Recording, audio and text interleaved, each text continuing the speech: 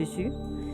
Voici, ô qu'il est agréable, qu'il est doux pour deux frères de demeurer ensemble. Amen. Des mystères anankiray koa amin'ny 1 Corinthiens 1, verset 10. Je vais lire au nom de Jésus. Il faut cependant, frères et sœurs, que je vous adresse une recommandation instante. Et c'est au nom de notre Seigneur Jésus-Christ que je le fais. Vivez tous ensemble en pleine harmonie. Ne laisse pas de division s'introduire entre vous. Au nom de Jésus, Amen. Mamy be zany teny zany. Tena hoe matsiaro sambatsika eto amin'ny fanatrehan'Andriamanitra. Mazava tsara izay teny izay. Dia hiara hivavaka atsika. Raha io amin'ny anaran'i Jesosy vela avy a Nazareta. Misaotra anao indray izay Jesosy amin'izao fotoana izao Jesosy. Araka ny teninao hoe tena hoe agréable. Considérenao ohatran'ny hoe mamy mihitsy ny fiarahany frères et sœurs ensemble. Jesosy tena hoe tsy ataon'ny fahazarana ny fahatongavanay tsirairay avy eto. Tena misaotra anao izay Jesosy ary tsapanay Jesosy fa tsy herin'ny tenanay matoa izay tonga eto amin'ny fanatrehanao. Misy tenao izay Jesosy tena tadidinay izay vavaka nataonao mihitsy any Jesosy any amin'ny Jean 17. Dia miteny mihitsy aza anao Jesosy tamin'izay fotoan'izay hoe tsisy ataonao very mihitsy izay nomendray anao. Jesosy tena misaotra anao tokoa izay tsirairay avy tafiona indray eto indray Jesosy. Zavatra tsapanay Jesosy dia tena hoe ovany mihitsy ilay fisainanay Jesosy, tsy ataonay ohatran'ny fisainan'ny tany fa ny zavatra azo antoka anay dia tsy alamaina izay Jesosy raha mivoaka amin'ity fanatrehanao ity. Dia misaotra anao izay Jesosy ary Jesosy malala. Misaotra anao izay amin'ny zavatra rehetrarehetra Jesosy ninonninona. Satria misy teninao izay koa Jesosy miteny hoe rends grâce toutes choses à Dieu. Dia mifona aminao koa izay Jesosy amin'ny zavatra rehetrarehetra. Satria mety na alohany andehanany aty tsy fantatra Jesosy indraindray misy zavatra on n'est pas rendu compte. Indraindray natao amin'ny fisaina, natao amin'ny fijery, natao amin'ny sofina, na izay nalaoko ny vavanay, na zavatra meditenay tao anatin'ny fonay, na izay nataon'ny tanana. Tsy fantatra Jesosy, misy azana hoe izay nalehan'ny tongotra alohany andeha ty tsy fantatra mihitsy zany Jesosy fa izay dia ny fantatray aloha Jesosy dia tsy hanamelo tena izay. Satria mazava tsara ilay teninao hoe tsisy condamnation izay rehetra ao aminao Jesosy. Dia fonany eto anatrehanao izany rehetrarehetra izany Jesosy. Miantso ny ranao izay Jesosy. Ary tena isaoranay izay Jesosy ny sakrifisy nataonao teo amin'ny l'œuvre de la croix. Fantatray Jesosy firahanao io izay nalatsaka anao tany amin'ny 2000 ans. Dia manan-kery foana Jesosy jusqu'à l'éternité, jusqu'à siècle des siècles. Jesosy fantatray fa ny ranao dia miteny lavitra noho ny rany Abela. Ranao Jesosy dia tena protection divine ao anay, mirestaurer anay, midélivrer anay, manasitrana anay ihany koa Jesosy. Tena c'est la totalité ao anatin'ny ranao Jesosy. Jesosy malala tovy tena hoe conscience zany raha izay nalatsaka anao zany izay tsirairay avy Jesosy. Tena misaotra anao izay Jesosy. Tsapanay koa Jesosy fa noho ny ranao dia manana accès amin'ny Père éternel izay Jesosy. Tadidinay Jesosy taminao niombonana teo amin'ny hazo fijaliana. Dia nitrihatra mihitsy Jesosy ny voile dia haut en bas. Hatrany amin'ny eny aza Jesosy hatramin'ny olona ny olo-masina zay efa maty tany aloha dia tena nitsangana tena hoe la tena zany manapirofo Jesosy la puissance de résurrection Jesosy tsisy afa-tsy teny ray tenene Jesosy tena hoe tsy hitany intsony zay lazaina fa hoe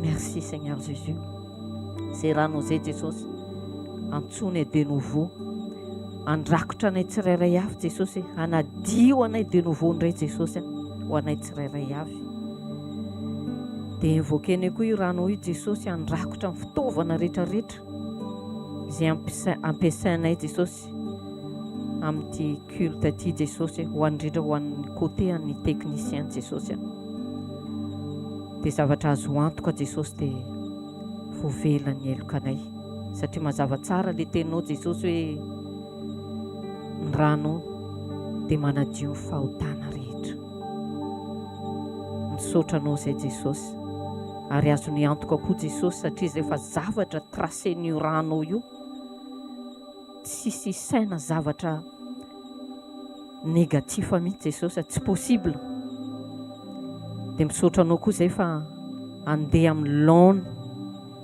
ny fitaovana rehetrarehetra zay ampiasainay Jesosy anomezanay voninahitra anao dia misaotranao koa zay Jesosy amin'ny fanahinao tena misaotranao fa tena eto aminay ny fanahy masina amin'izao fotoana izao tsy vitany eto aminay fa ato anatinay fanahy masina bienvenue faly tokoa zay fanahy masina manana anao satria raha tsisy anao zay dia tsy afaka manao na inona araka ny tenin'i Jesosy hoe raha tsisy an Jesosy zay dia tsisy ninina vitanay fanahy masina tena amin'izao fotoana zao dia tena milanao zay milanao fiainanay eny aza fanahy masina amin'ny fahatongavan'i Jesosy dia milanao koa zay satria miaraka aminao zay hitsenan'i Jesosy eny amin'ny heram-bony eny fanahy masina tena sarobidy amin'ny fiainanay ianao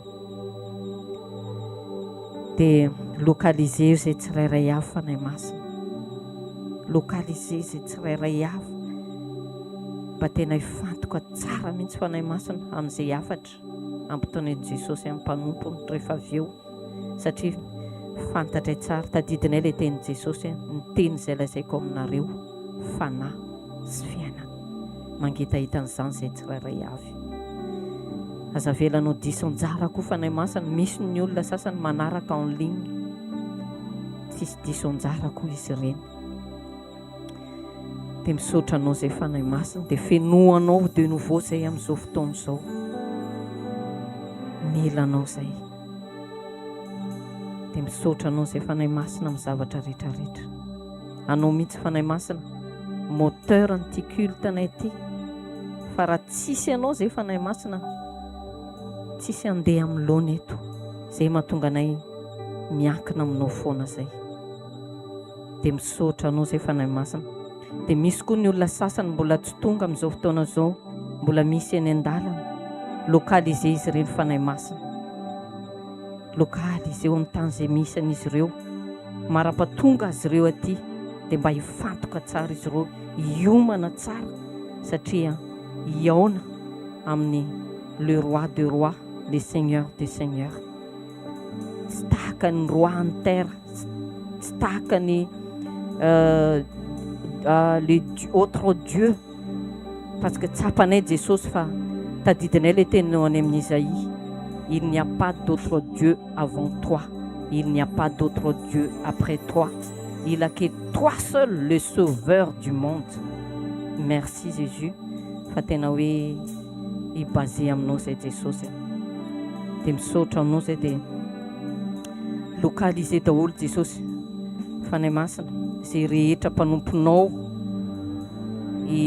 hiakatra amin'ity pilipitra ty na zay hitondra ny prédication na zay hitondra ny louange ihany koa eo ihany koa ny technicien localiser daholo eo koa ny peuple de Dieu localiser daholo satria fantatray Jesosy fa tsisy aminao dia tsisy resaka favoritisme mitovy daholo ny rehetrarehetra fanahy iray ihany nefa zany Jesosy tsy midika hoe tsy hanaja ny hierarchie dia averiny aminao voninahitra Jesosy fa azony antoka fa tsy tahaka ny diranay ato mivoahanay eo ary tena amin'izay teny zay ampitondrainao mpanomponao Jesosy na ny teny ao anatiny hira fiderana nomezany voninahitra anao Jesosy dia isy ny renouvellement de mentalité, isy ny changement de cœur et changement d'attitude qui conforme à ta volonté.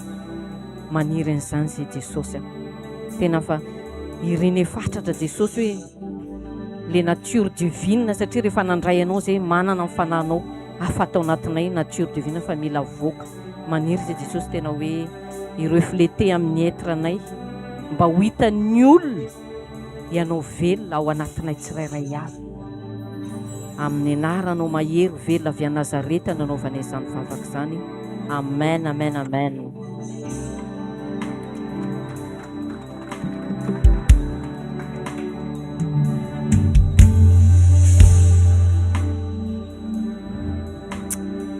Bonjour à tous, vous allez bien? La semaine s'est bien passée? Est-ce qu'on peut se lever dans la présence de Dieu s'il vous plaît? Yaraitsangantsika eo fanatrehan'Andriamanitra afaka antaninao kely ve le olo akaikinao mba tsikitsika kely izy ohatran'ny motomototra kely daholo tsika afaka mitsikitsika kely ve tsika e tenena izy hoe ça va ve? Ça va ve hoe? Nanao une semaine est-ce que la semaine s'est bien passée? En tout cas, peu importe ta semaine, je connais un qui est capable de toutes choses aujourd'hui. Amen. Et il est présent parmi nous. Mais avec un petit tu es un droit. Ils ont pensé c'est ton bon point. Andremantra, Bouni Andremantra, Recha, avec un petit kawana, Zetika, Androania. Est-ce qu'on peut acclamer le Seigneur plus fort?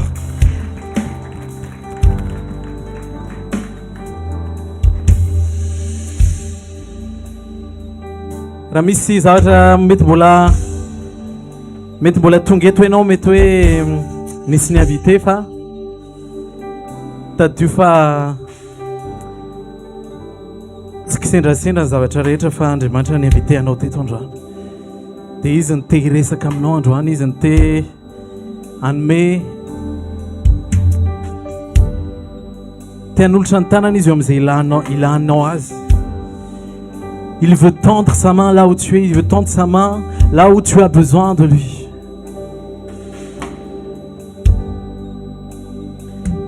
Mideranao andri amanicho faleibe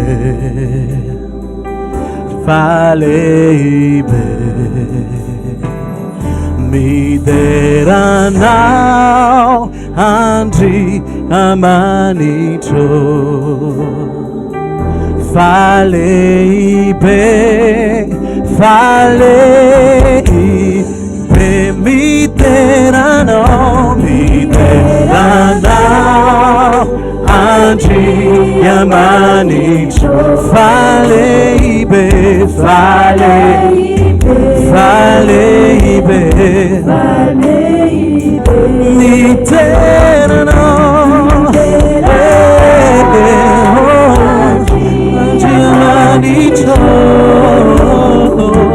faleibe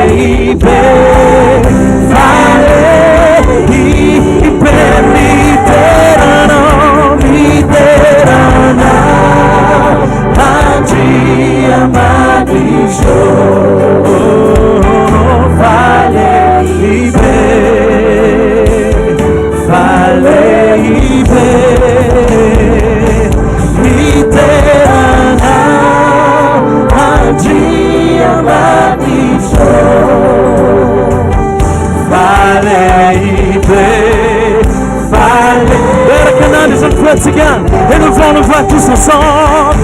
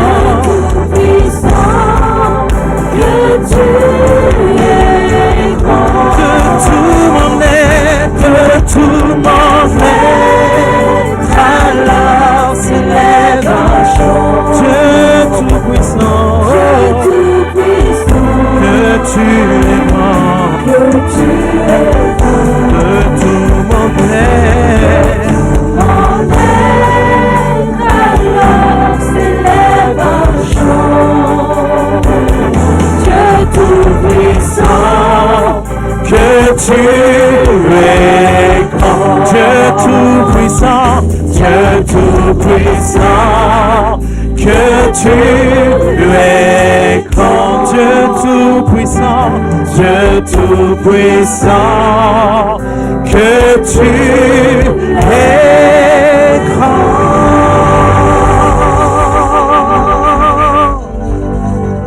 Apakang bola mtia kawana jemante vetsike. Atau tsike yurakura kawana jemante. Misfal vetuge tondwane. Fête ni andondwane. C'est une fête ici aujourd'hui, alléluia. Dortsika anandu sana jemanta, tiwana jemanta.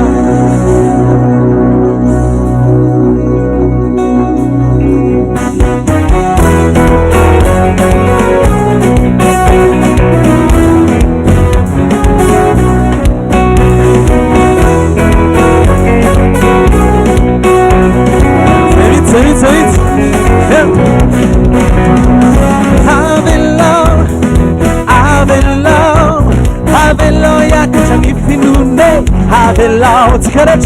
Avelao, Avelao, Avelao ya kachani finune. Avelao, izamite, umena mitalawe. Ferinena, Ferinena, hizo tulizo, milazo tuchisawe. Timisi azaka, tikareto, ewamle sakataka. Laetitia Zolé Fare si Liza tutu liza Zaibu manu bukaya na Zai manu bukaya na Bola tisi na nawe Hila kajabi nawe Furumani wanawe Furumani wanawe Tikaracha Avelao Avelao Avelao ya kitani finune Avelao Avelao, Avelao, Avelao ya kitani finune. Avelao, Avelao, Avelao, Avelao, Avelao ya kitani finune. Avelao, Avelao, Avelao, Avelao ya kitani finune. Avelao. Lindumbu itas, apindrane. Ramina now, Pesa sahanza veti waringane, Nunyamina,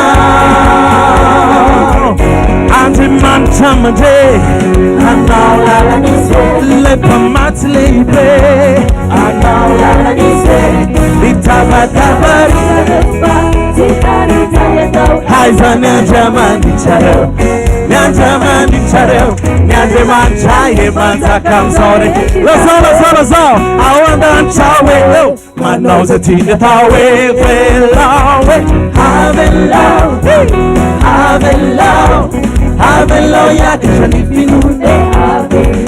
Avelao, Avelao, Avelao ya kishani finune. Avelao, Avelao, Avelao, Avelao ya kishani finune. Avelao, Avelao,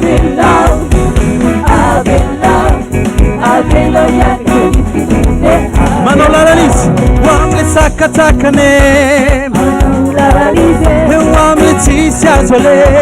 Manola Lalize, Andre Manchamande. Manola Lalize, Lepa matlebe. Mitaba rizarofa, Sinani zayata, Aiza nyajamani charo, Nyajamani charo, Nyajamanchaye manzaka msore jizawe. Awanda chomanoinis, manoze tine tawe. Avelao, Avelao, Avelao ya kachani finune.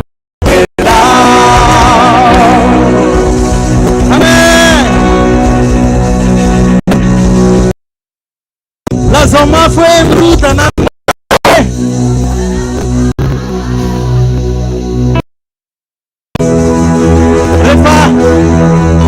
Refa inteira zala que Israel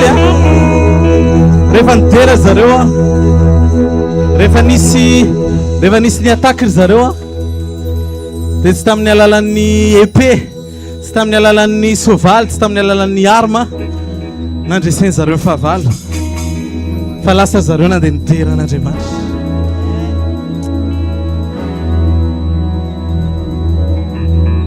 Dis à celui qui est à côté de toi, la louange est ton arme. La louange est ton arme. Alléluia. Petit-nom, mandizay nom teran'Andriamanitra, Andriamanitra miasa eo amin'ny fiainanao. Amen. Alléluia. Izy tsy hoe domboko tapany andoherany Andriamanitra, tsy zay izy a. Tsy hoe midera dia manao zavatra Andriamanitra. Fa Andriamanitra efa miasa. Andriamanitra tsy afaka forcentsika amina zavatra ataontsika. Fa tsika fotsiny mifaly satria Andriamanitra izy. Amen. Andriamanitra izy ary mitoetra mandrakizay amin'ny seza fiandrianana izy. Zay mampifaly antsika androany. Il n'y a rien qui échappe à son contrôle. Il n'y a rien qui échappe au contrôle de Dieu. Alléluia. Il est au contrôle de toutes choses. Il est au contrôle de toutes choses. Il siège sur son trône éternel. Il siège sur son trône éternel. Amen. Dia didina nimanda impito ny zanak'Israely a dia nanaorakoraka be mbola tsy nataony zareo hatramin'izay niainana. Androany koa tsika tsy hanao tory ny saly impitotsika fa hanao compte à rebours tsika so nahitanao ohatry ny amin'ny boanane reny 10, 9 fa manomboka 7 indray ny antsika. Dia rehefa tonga any amin'ny 0 tsika dia ataovy orakoraky mimpandresy mbola tsy nataonao hatramin'izay. Na rehefa le mijery barrière eny arao mbola tsy nataonao hatramin'izay le izy. Ha? Mbola tsy nataonao hatrana tamin'ny ianao afaka baka tsy fantatro. Fa androany zany tena hoe orakoraka hafa mihitsy satria nandresy tao amin'Andriamanitra ianao. Amen. Satria Andriamanitra mahay zavatra rehetra. Misy minao an'izany ve? Ndao are 7 6 5. Attends. Vonina daholo ve aloha sa? Teny aloha le antany aloha hoe vonina ve anao aloha ohatry ny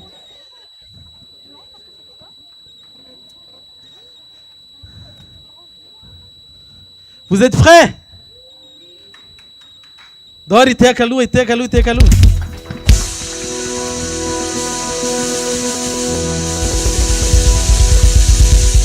Ao anatin'ny orakoraka io a satria mpandresy ianao a rodana manda rehetra, rodana ny olana rehetra, mirodana ny aretina rehetra, mirodana ny addiction rehetra, mirodana ny dépression rehetra, mirodana ny chaîne rehetra mamatotra antsika. Or 7 6 5 4 3 2 1. Mirakoraka ao an'Andriamanitra.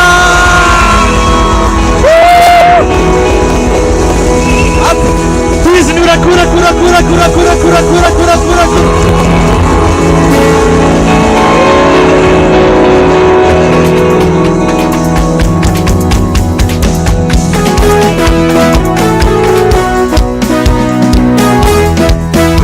Souffle quel petit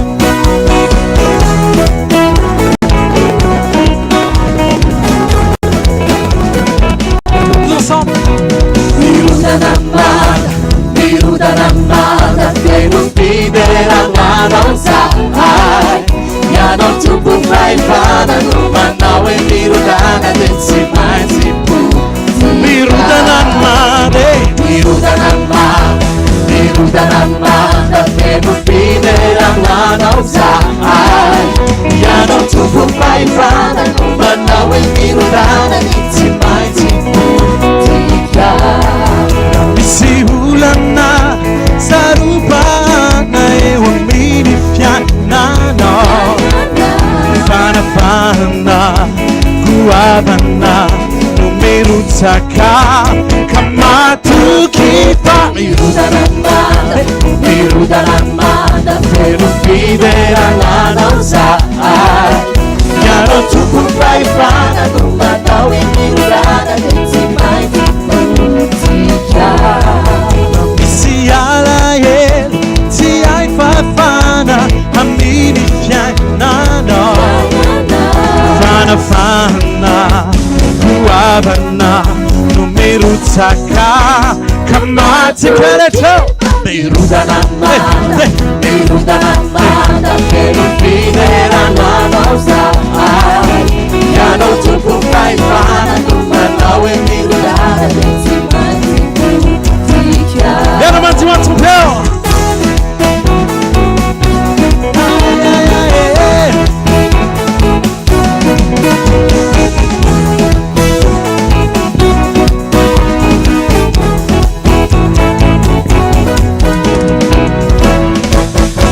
Retina, tiai sitana, amini fiainana, fana, guavana, numirutaka, kamatu tigo, mirudananda, pero fidera namosa Yano tupu kaifana Numanawe mirudana Netsimati Tika Ninu na Nizami chaga Hamini fianana Fana Guavana Mirutaka Kamatuki Mirutana Pero fidera namosa Yano tupu kaifana Numanawe mirudana Netsimati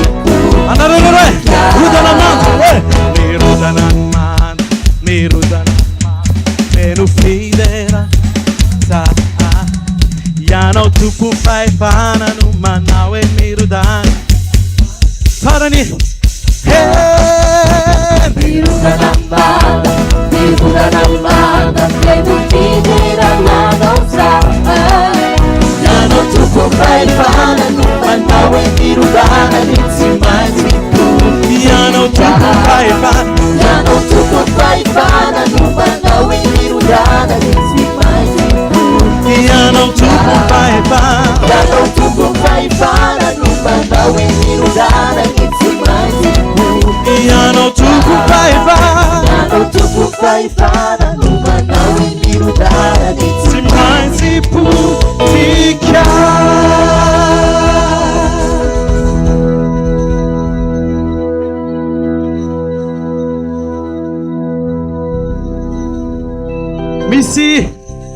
Misy mbola vonina niteran'Andriamanitra ve? Amen. Raha ohatra hoe mbola tsemboka leo akaikinao dia tsy normal, tena hoe tsy normal ianao e.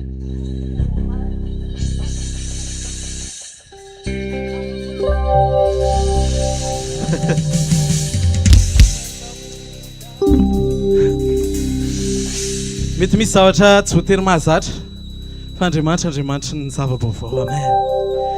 Andriamanitra ny zava-baovao. Eo amin'ny fiainantsika koa misy zavatra ndray tsy mahazatra fa hoe misy Andriamanitra manokatra lalana vaovao.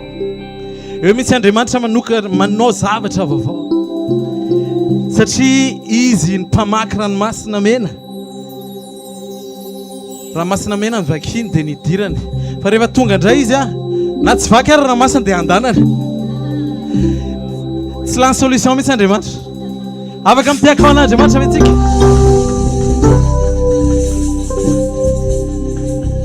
Ndray zany mety tsy misokatra ny rano fa tsy manina fa andanana indray ilay izy. Amen. Halleluja. Halleluja.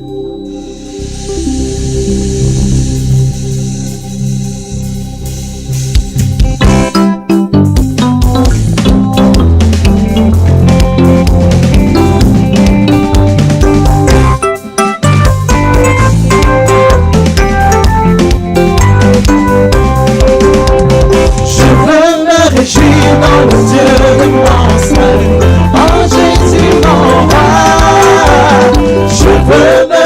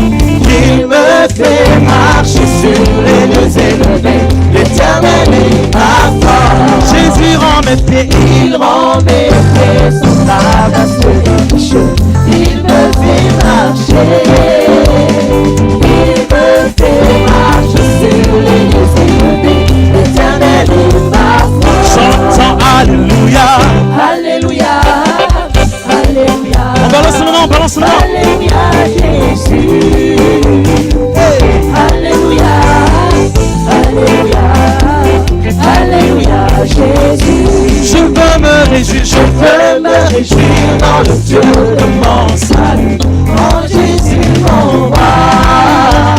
Je peux me réjouir dans le Dieu de mon salut, en Jésus mon roi. il rend mes pieds Semblable à ceux des bichons, il me fait marcher. Il me fait marcher sur les lieux élevés, l'éternel est ma foi. Jésus rend mes pieds, Il rend mes pieds semblables à ceux des bichons, il me fait marcher. Il me fait marcher sur les lieux élevés, l'éternel est ma foi. balançons nos mains, hey! Alléluia, Alléluia, Alléluia, Jésus. Alléluia, Alléluia, Alléluia, Jésus. Chantons Alléluia, Alléluia, Alléluia, Alléluia, Jésus. chantons Alléluia.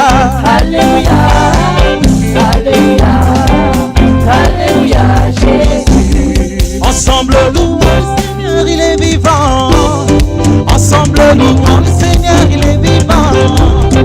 Ensemble louons le Seigneur, il est vivant. Ensemble louons le Seigneur, il est vivant. Ensemble louons le Seigneur, il est vivant. Ensemble louons le Seigneur, il est vivant. Ensemble louons le Seigneur, il est vivant. Ensemble louons le Seigneur, il est vivant. à gauche, hey! Et louons, Louons le Seigneur, il est vivant. à gauche, et louons, Louons le Seigneur, il est vivant. louons, Le Seigneur, il est vivant.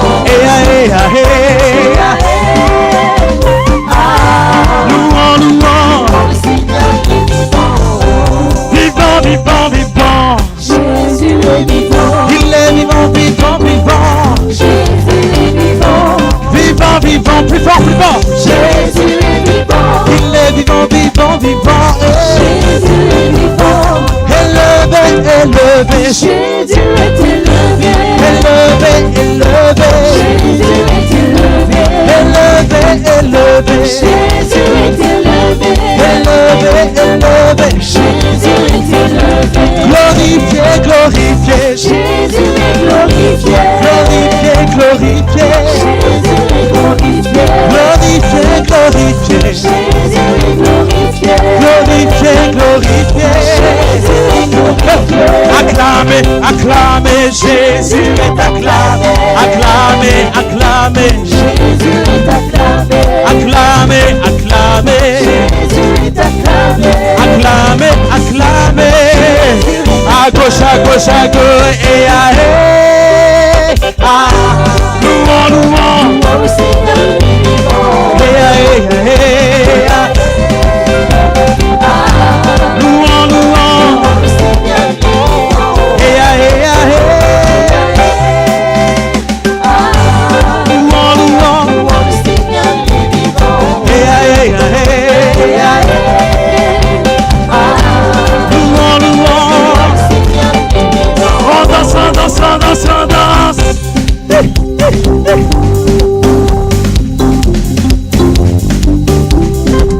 Danse pour ton Dieu, danse pour ton Dieu.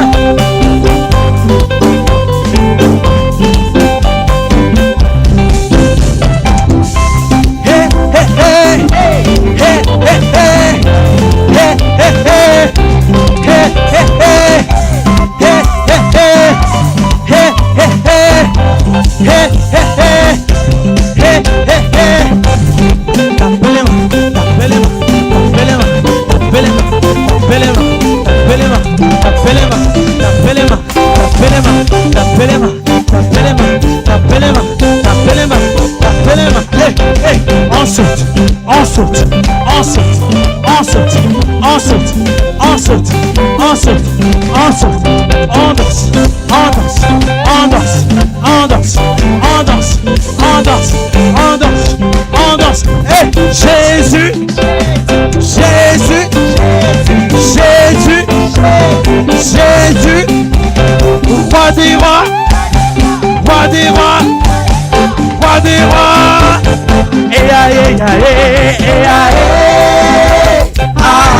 Louons, louons. Louons le Seigneur, il est vivant. Louons,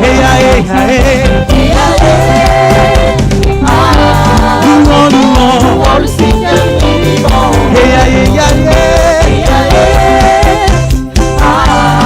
Louons, louons. Louons le Seigneur, il est vivant. Louons le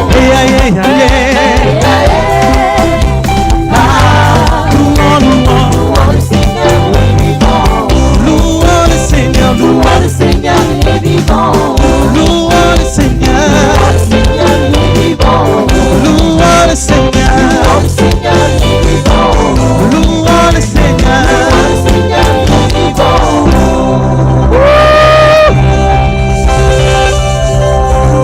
Abagacina urakura kaferanti sose. Amen.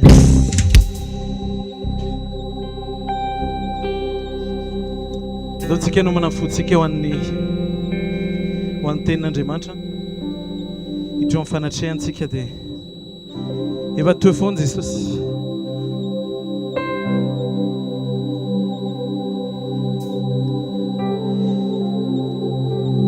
La parole de Dieu dit que malgré nos infidélités, Dieu reste fidèle.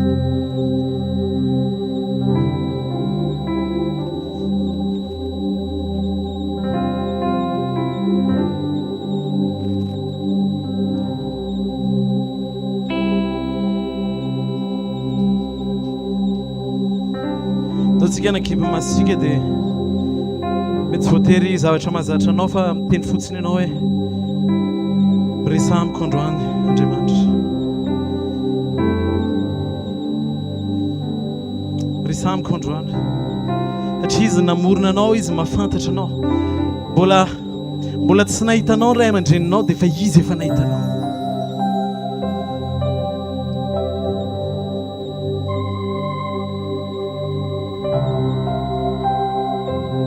Ary raha misy ny teo hatramin'ny voalohany ka ho mandrakizay dia Jesosy no anarany.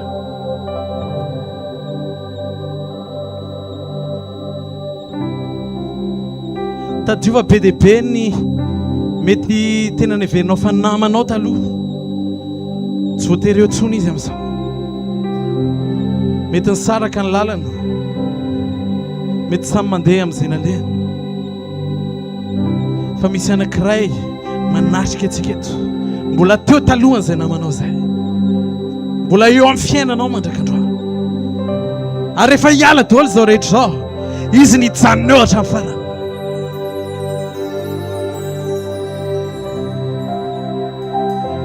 Satria tiany loatra ianao.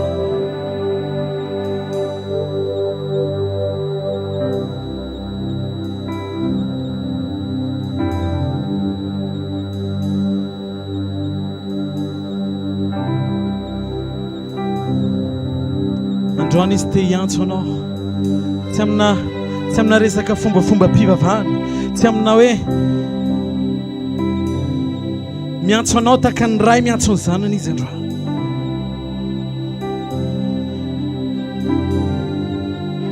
Tsy hoe satria anao kristiana, tsy hoe satria anao tsy mino an'Andriamanitra, fa misy ray mitady ny zanany eto androany.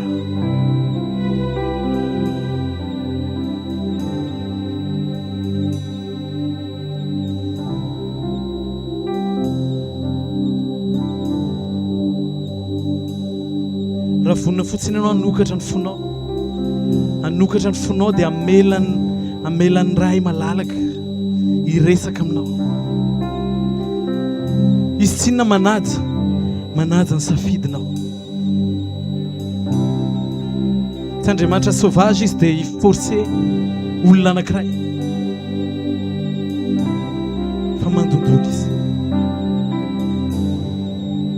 Dia ianao no mahita hoe ho vohainao ve izy sa mbola ao akatonao ny varavarana.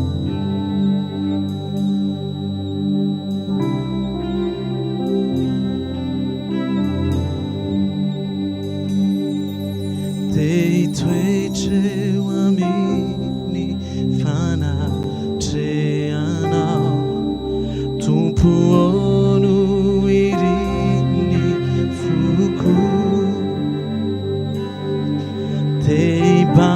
panzi ninjani vuni naicha mianku matungucha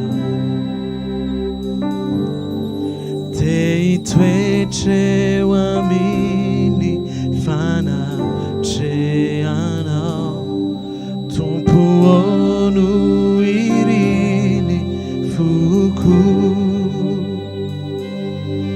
Tei panzi ninjani vuni naicha Ianku kewa tungucha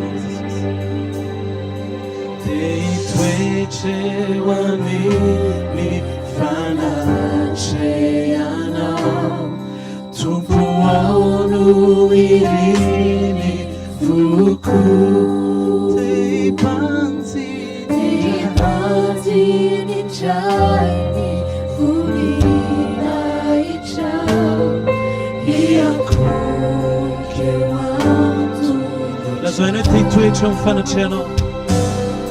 Ti fece uomini fanaceana tu puano erini fuku ti panzi di gianni funina icha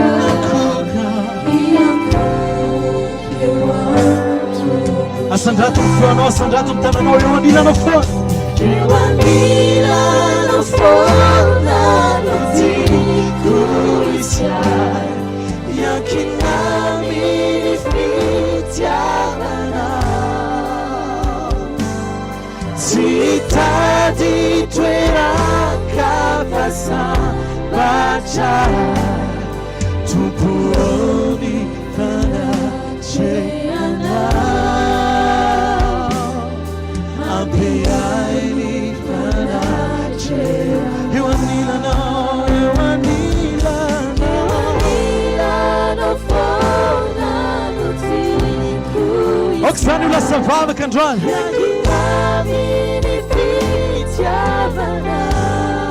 Città tuera capa Tu puoi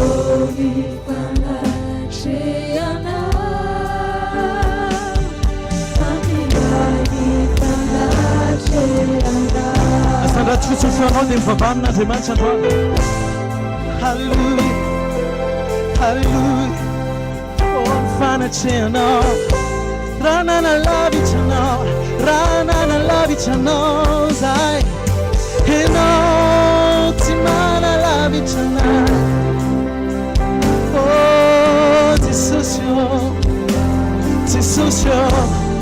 Ti un fugnulino Ti un fugnulino Tironi funizanaka Alleluia, alleluia, alleluia Manchetta etano Che si unifuni tirerai un giorno Che si unifuni tirerai un giorno Alleluia Che si usai Oh che ti sta candidirando e te tu ni vuoi Jesus Il faut que tu sais t'es na mieux Il faut que tu sais t'es na On sortira d'ici complètement changé Seigneur On sortira d'ici complètement transformé. Alléluia. Parce que nous avons besoin de toi. Nous avons besoin de toi. Tu es prêt encore à nous accueillir. Tu es prêt encore à nous accueillir. Malgré nos infidélités. Malgré nos infidélités, toi tu restes fidèle. Toi tu restes fidèle. Toi tu restes fidèle. Et ta présence est là parmi nous. Ta présence est là parmi nous.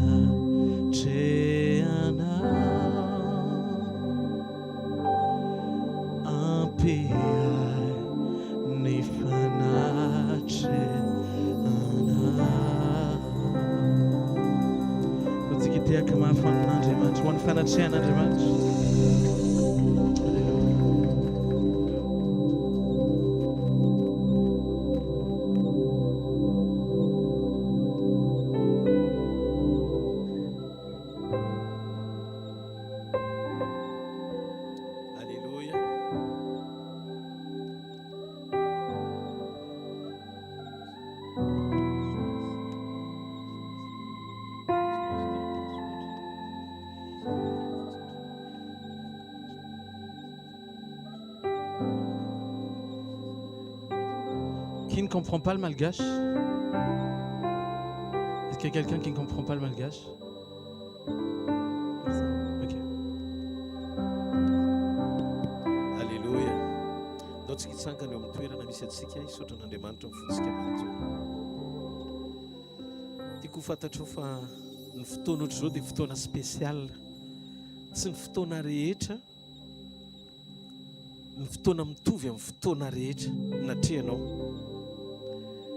Ny antony ty fivoriana ty androany dia tonga eto tsika tsirairay avy, tonga hitady an'Andriamanitra.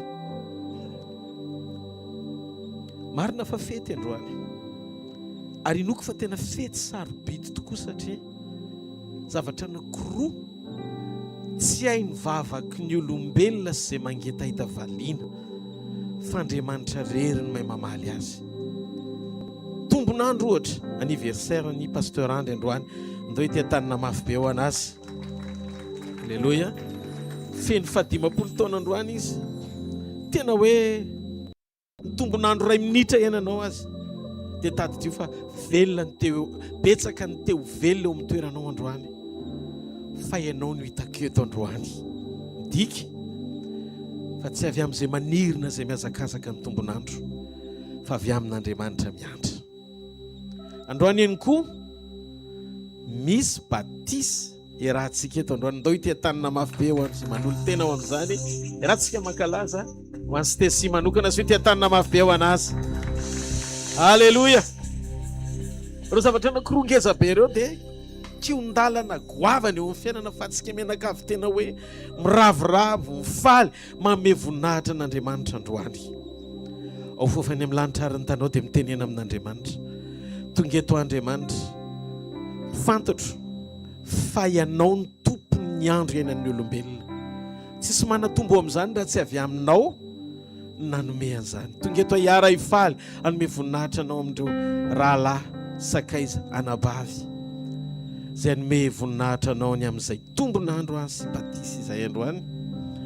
ary aoko ty fivoriany ty androany tsy ho fivoriana lalovako fotsiny ampifaly ampiravoravo noho ny amin'ny fety fotsiny ihany fa indrindraindrindra ny fanenako aminao eo amin'izay toerana izaranao ny teninao mitenena tompo amiko voninany andrianao amin'ny anaran'i Jesosy amen. Sy tia tanana mafy any tompo maniry anao azo toerana.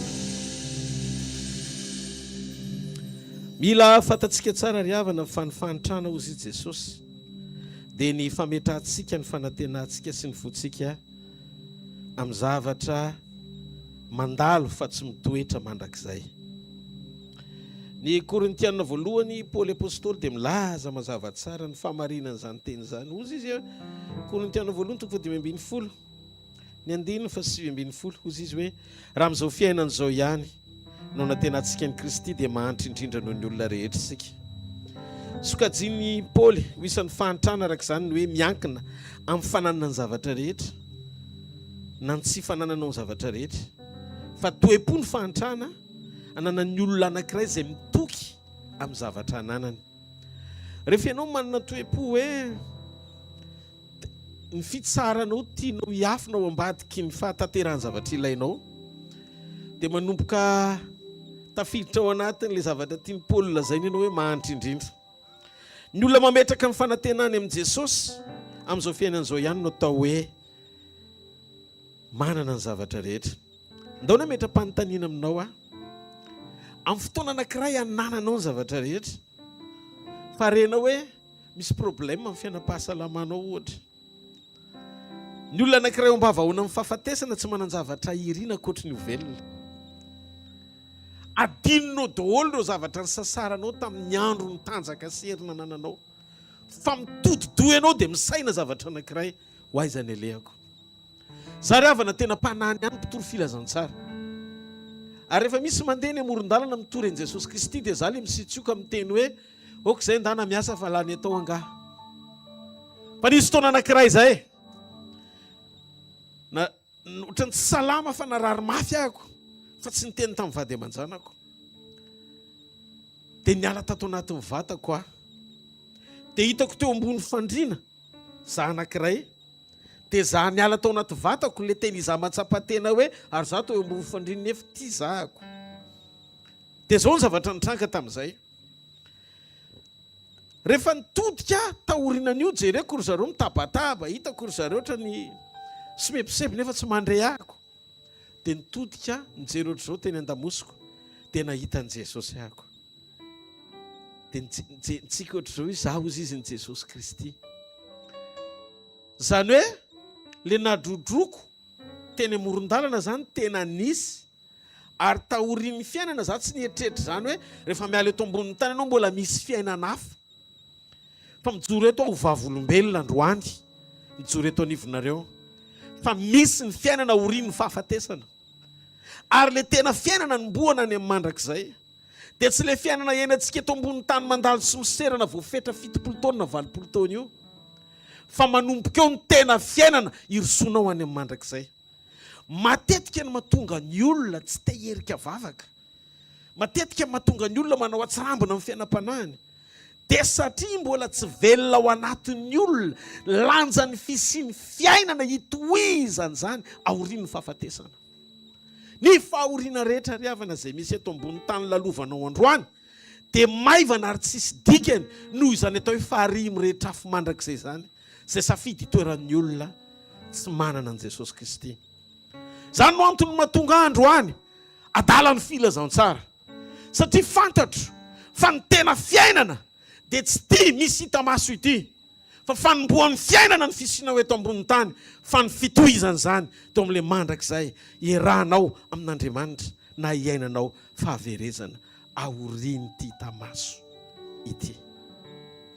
Ry havana, men'Andriamanitra tombonandrotsika mandritry ny fivahinianantsika eto ambonin'ny tany. Mahafantatra hoe fa ny 70 taona sy 80 taona dia ohatry ny omaly. Raha misy o ray aman-dreny hoe tonga any ambanivohitra dia mahatsapa ny fiainana hoe zahako efa antitra kanefa ohatry nomaly ny fahazazako rehefa tonga eo amin'le toerana na kelezako aka mandinika ny zavatra rehetra misy eo amin'le tena tsaroko a mbola ny lalao dia tia za efa antitra sady ny dikan'izay ny lalàna ny zavatra netompoka dia tsy maintsy hifarana fa ny fiafarany zavatra rehetra no hamaritra hoe hoaiza ianao raha-pitso zavatra mahavariana ry havana dia zao raha mbola matanjaka ianao dia matetika adinotsika ny fisin'izany fiafarany ny fiainan'izany ary zay no antony tokony hitodiany saitsika sy ny fotsika ary ny fanahintsika amin'ny fahalalana ny marina momba amin'ny fivainianantsika eto ambonin'ny tany sy anomanantsika ny fisian'io mandrakizay io raha-pitso deniny anio tiako ho fantatrao fa mila an' Jesosy ianao ny anaran'i Jesosy dia atao hoe ray ny mandrakizay fa naninona natao hoe ray ny mandrakizay izy ny bokyny Isaia 7:7-20 izy natao hoe ray ny mandrakizay andrimy fiadanana mahagaga zany no anarany fa le anarana hoe ray ny mandrakizay dia zao matetika ianao io ny olombelona rehetra mihitsiny fa tsy ianao ihany fa izaho koa dia ny tsika zanaka matetika zay nateraky ny raintsika ny dadantsika nahita ny fotoana nahaterahantsika fa tsy voatery ahita sy anatrika ny fotoana elantsika eto ambonin'ny tany ary zany no fanirian'ny olona tsisy zanaka tsisy ray aman-dreny nandevon-janaka zany fa ny faniriany ray aman-dreny rehetra mba ho ela velona ny zanany fa za miteny aminao tsisy ray nahita ny fahaterahanao zay le tena tsodrano tsara ka izy no ahita ny elanao eto ambonin'ny tany zay ny atao hoe ray tsara fa ny ray ny mandrakizay Jesosy nahita ny nahaterahanao izy miakompagneanao sy mombanao eto ambonin'ny tany ary miaraka aminao mandritry ny androm-piainanao sy ny séjournao ary izy rery ny farany eona aminao amin'ny fotoana elanao eto tany tamin'izay fotoana izay ry havana tsoro eto ao vavolombelona mety tsino ahy ianao mety ino ahy ianao fa vono moralnako ary nanova ny fomba fijeriko ny niainako tao anatin'izany fahatsapany zany nandritry ny fotoana zay niainako an'izany tahoriny io dia nanapa-kevitra tamin'izay fotoana izay hoe andeha anao pastera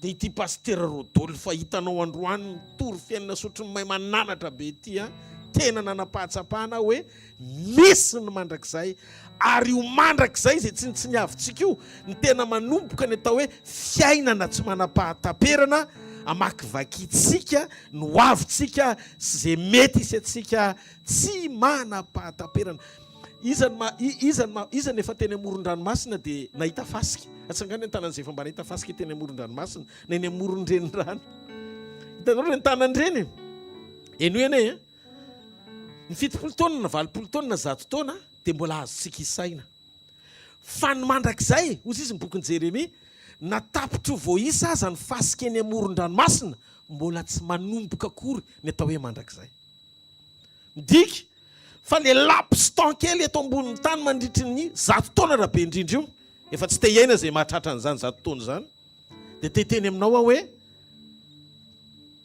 raha fantatrao ny lanja ny fisiany mandrakizay dia ny androany ianao dia anomana fiainana tsara lavitra miaraka amin'i Jesosy manomana ny fonao manomana ny fiainam-pananao ary zany mahafinaritra hoe nanolo telo sy sisa satria fantany hoe dia ny mbola tanora izy dia mahalala ny lanja ny fisiany zany fiainany zany ho sarobidy ary io mandrakizay zay tsy niavintsika eo anatin'ny fahatanorantsika io dia tadidio ao ny tena toerana efa rahantsika rehefa miala etsika eno ene safidy io mandrakizay io ary androany ianao no misafidy teny ianao mbola ao anatin'io vatany io olombelona manam-pofinaina no misafidy zay isy ny mandrakizay ianao misantatra ny fiainanao avitsika amin'ny faneketsika isafidy miaraka amin'i Jesosy Kristy ary za tena mahita fa izy ilay Andriamanitra tonga nofinakany endriky ny olona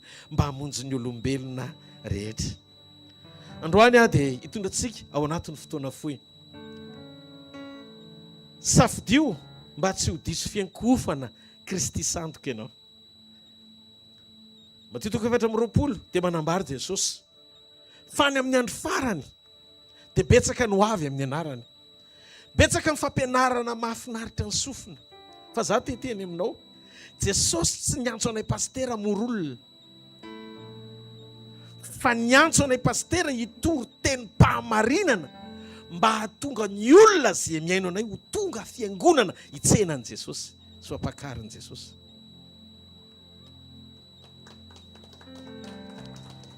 Ndika tsy voninahitra ho anay mpitandrina ny fahatongavanao miaino anay rehefa nirany zay hitory teny fahamarinana aminao, fa voninahitra Andriamanitra ny mahita anao mandray teny fiainana miaina fiovam-po ho isan'ny fiangonana akarin'Andriamanitra. Marety akao n'Andriamanitra. Ndao tsika iaino kely an'ity fahamarinana ity, anomboka tsika. Iza ny atao hoe fiangonana lehibe. Eo mason'Andriamanitra tsy mitovy ny fahalehibiazana, eo mason'Andriamanitra sy eo mason'ny olona. Tsy fiangonana bien organisé no atao hoe fiangonan-dehibe. Tsy fiangonana manana mpino aman'alina ny atao hoe fiangonan-dehibe. Ny atao hoe fiangonana lehibe dia izay fiangonana tena nandray an' Jesosy, niova fo, nandray fepetra anaraka ny fiainam-pahamarinana, ijoro amin'ny fahatahorana an'Andriamanitra. Karaha 10 mpiangona fa 10 manana an'izay, 10 no akarana. Zay no atao hoe fiangonan-dehibe. Fa raha izy rehetra miova fo daholo, tena fiangonan-dehibe zany. Zao no izy, ry kristianina mety tsy fantatr'ireo vintsika asianao ny ona. Fa ny zavatra azoko antoka, raisiko opportunité ny fotoana androany, izarako teny fiainana, anambarako fahamarinana mba hahatonga ny fiankofanao tsy ho diso rehefa iverin'i Jesosy. Fiangonaniza ianao. Fiangonana mantsy tsy vondron'olona, fa olona ny fiangonana. Za fiangonana, ianao ny fiangonana. Itoeran'i Kristy manamariky ny fanamasina, miomana ho amin'ny fotoam-pampakarana satria tsy hoeto mandrakizay tsika. Ary zay no antony manery ao am-poko androany izary ty fahamarinana ity. Tadidio, rehefa tsy ara-panahy dia mahantra indrindra.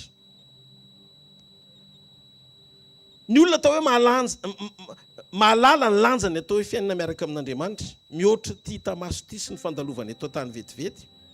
Zay no atao hoe olombelona manam-pahatsapana ny antom-pisiny eto ambonin'ny tany.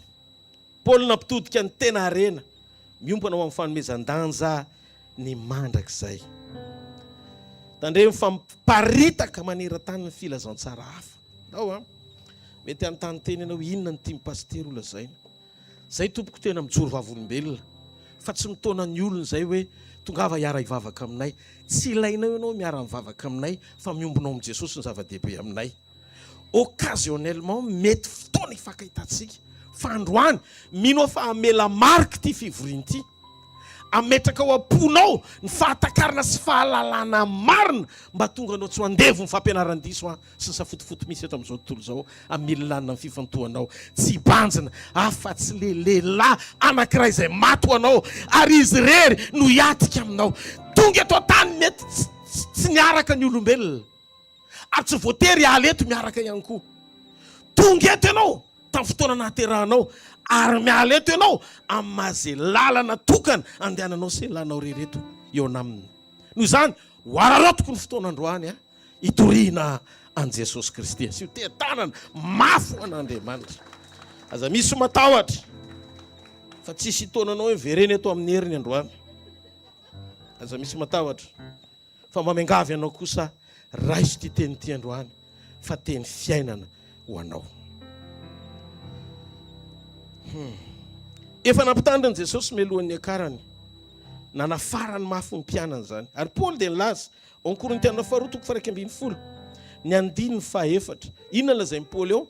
Fa raha misy tonga ka mitory Jesosy hafa zay tsy torianay, na ianareo mandray fanahy hafa na filazantsara hafa zay tsy niraisinareo, ay tsara ny andeferinareo amin'izany. Dia bokin'ny Marka 3:10 Jesosy ny teny. Marka 3:10 ny andiny 7:20 ka hatramin'ny andiny 9:20. Fa amin'izany andro zany dia isy fahoriana zay tsy mbola nisy toy izany hatrizay nanaovan'Andriamanitra izao tontolo izao. Ka mandraka ankehitriny sady tsisy intsony.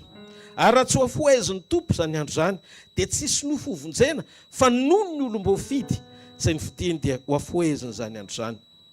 Ary amin'izany raha tahiny misy olona manao aminareo hoe indro ety Kristy na ery aza mihinonareo fa izy Kristy santoka sy mpaminany santoka hitsangana ka neo famantarana sy fahagagana amin'ny tanina dia ny olom-boafidy azy raha azo atao zany. Fa mitandrema kosinareo indro efa voalazako taminareo raha teo ny zavatra rehetra. Fa amin'izany andro zany raha afaka zany fahoriana zany ny masoandro ho amaizinina ny volana tsy haneho fahazavana ary ny kitana iraraka avy any amin'ny lanitra ary ozongozonina ny hery zay eo amin'ny lanitra. Ary amin'izany ny zanak'olona dia ho hita avy eo amin'ny rahona amin'ny hery lehibe sy ny voninahiny. Ary amin'izany dia aniraka ny anjely izy ary anangona ny olom-boafidiny avy amin'ny vazantany efatra hatramin'ny farany tany ka hatramin'ny farany lanitra. Ary mianara ny fanoharana ny amin'ny aviavy raha vao manaraka ny rantsany ka mandravina dia fantatrareo fa efa kaiky ny loataona. Tehiteny zany Jesosy hoe mila isika manaraka tsara ny zava-misy amin'io marim-paneho-pamantaran'io ny fahakekezan'ny fotoana iverenany apakatra antsika. Ary na tiatsika na tsy tiatsika ny zavatra mitrangy eto ambonin'ny tany tsy zavatra tantaraina fa hita maso dia manondro zato isan-jato ny fahatanteran'izany fahamarinana izany. Ny 9:20 tsongaiko manokana fa izy Kristy santoka sy mpaminany santoka hitsangana ka an'io famantarana sy fahagagana amin'ny tanina dia ny olom-boafidy aza raha azo atao zany. Dikan'izay tsy amin'ny alalan'ny faneho-pamantarana sy fahagagana hita maso no andrefesantsika ny maridrefo-pamantarana an'le Kristy. Zay nambaran'ny Paoly hoe amin'ny Korintiana 2 vakitsika teo vakiky vetivety 2:24 hozy izy Paoly fa raha misy tokaka mitory Jesosy hafa zay tsy notorianay na ianareo mandray fanahafa na filazaon-tsara hafa zany hoe fanahafa sy filazaon-tsara hafa ny Jesosy hafa zay toriana akoatra le tena Jesosy. Noho izany raha ivavaka zany tsika amin'Andriamanitra dia mila mamantatra ny tena Jesosy mba tsy ho diso fiankofana amin'ny endriky ny fahamarinana izarana azy atao anatin'ny soratra masina. Ny filazaon-tsaran'i Kristy dia tsy mifototra amin'ny faneho-pamantarana sy fahagagana fa toe-panahy sy fiombonana amin'Andriamanitra. Satria ho avy ny andro rehefa tonga zany ankehitriny eto an-tany. Efa tonga ny Kristy santoka sy mpaminany santoka misarika fifatoana sy mamily lalana ny maro amin'ny faneho-pamantarana sy fahagagana anjonoana sy amitahana na ny olom-boafidy azy. Ary matoa mahavoafitaka olom-boafidy dia tahaka ny endrin'ny Kristy ny fisehoan'ny fanompony ety ivelany. Fa tsy Kristy satria tsy lay niseho ety ivelany no ahalalana ny Kristy fa toe-panahy rehefa manana communion tsika amin'Andriamanitra fiombonana amin'i Jesosy dia manomboka maneho ny fisian'i Kristy ny fijoroantsika toy ny hoe fiainam-pahamasinana ny fandehananao amin'ny fahamarinana. Ny alalana fa Kristy Jesosy tena izy fa santoka dia ny teny fahamarinana tsy mamily lalana ny fiankofanao amin'ny zavatra hafa akoatra ny Kristy Jesosy irery ihany. Fataro Kristy Jesosy sy ny mahampamonjy azy fa tsy izay Jesosy torian'ny olona sy mapetina koa arahany maro anisany tena Jesosy. Be dia be ny tena mieritreritra hoe le Jesosy tena izy dia le mampioraka sy mampifaly sy mampety ny sofinao mampahazo ainanao ao anaty fivoriana manaova fampitahana tsara sao tarafina any amin'ny Kristy santoka ny fiankofanao ka lasa tonga tafaronany dia tavelany ianao. Amin'ny fotoana iverenan'i Jesosy mantsy dia tadidio misy lanja lehibe sy goavana ahafahanao miaina ny fiainanao eto ambonin'ny tany sy ny fisiny ny fiankofanao. Raha jerentsika amin'izao andro faran'izao dia misy Kristy santoka be dia be tena mety amin'ny rehetra izy io. Dia ohatr'izao ny alalana azy. Ao anaty fampianarana dia manetsika fihetsepo fotsiny fa tsy miovy ianao vita amin'ny fivoriana. Satria Kristy manaiky ny toeranao ao anaty ota noho ny fahasoavany fotsiny. Zany hoe ambara fa noho ny fahasoavan'Andriamanitra dia libre ao amin'i Jesosy tsika. Nefa tsy mampitodika anao ao anatin'ny Kristy anovany ao anatinao anao ny sitrapon'Andriamanitra sy anenina ny fahotanao. Fa ohatry ny mampandrotsorotsy le fahamarinana vita amin'ny fivoriana, ohatry se sentir libre ianao mandray an'i Jesosy nefa tsy niova, tsisy ninina miova ao anatinao na kely azy. Jesosy Kristy mampitoetra anao azo aina eo amin'ny nofo, mampatory ao anaty fahazaran-dratsy fotsiny. nefa ony ianao libre noho ny zavatra rehetra efa nataony io Jesosy io. Ka noho ny fahasoavany dia tsy ilainy intsony ny teny mpantsiana. Ohatr'izany ny zavatra mitranga ao anatin'ilay fivoriana. Efa vita ny zavatra rehetra. Kristy tsy mitsara anao intsony fa eo satria efa misolo anao izy tamin'ny zavatra rehetra. Noho izany afaka manao ny zavatra rehetra ianao satria ny fahatiantoka izay nieretany dia tombony anao ahafahanao miaina mitohy ao anatin'ny fahotanao. Tsy hiona amin'i Jesosy ianao ary tsoroko raha iverina izy tsy hifakahita aminy ianao raha zany ny conviction anao. Androana izara amintsika lay tena Jesosy nolazainy Baiboly. Ohatraniza ny toe-pony, ohatraniza ny toe-panahiny. Dia hofitiniko rehefa vita ny toriteny amin'izay ny hoe lanja ny fahasoavana sy ny famindram-pony miasa eo am-panomanana ny fiverenany alohan'ny fotoana ampakariny antsika iomanantsika fiangonana. Raha dika dia izao. Io fampianarana io dia mampirisika atsika hiaina fiainana anoho izay tianao mialika ao amin'ny famindram-pon'Andriamanitra nefa miaintsika mampandefitra an'Andriamanitra. Io ilay filazaontsara tsy izy satria tsy filazaontsara ny famonjena fa fahafinaretana manrotsorotsy fotsiny.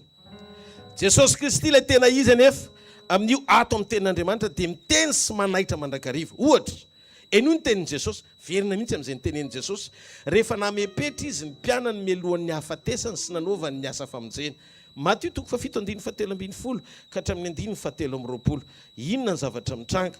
Ny teny io Jesosy io hoe Alleluia, ny 8:17 ka hatramin'ny 8:20.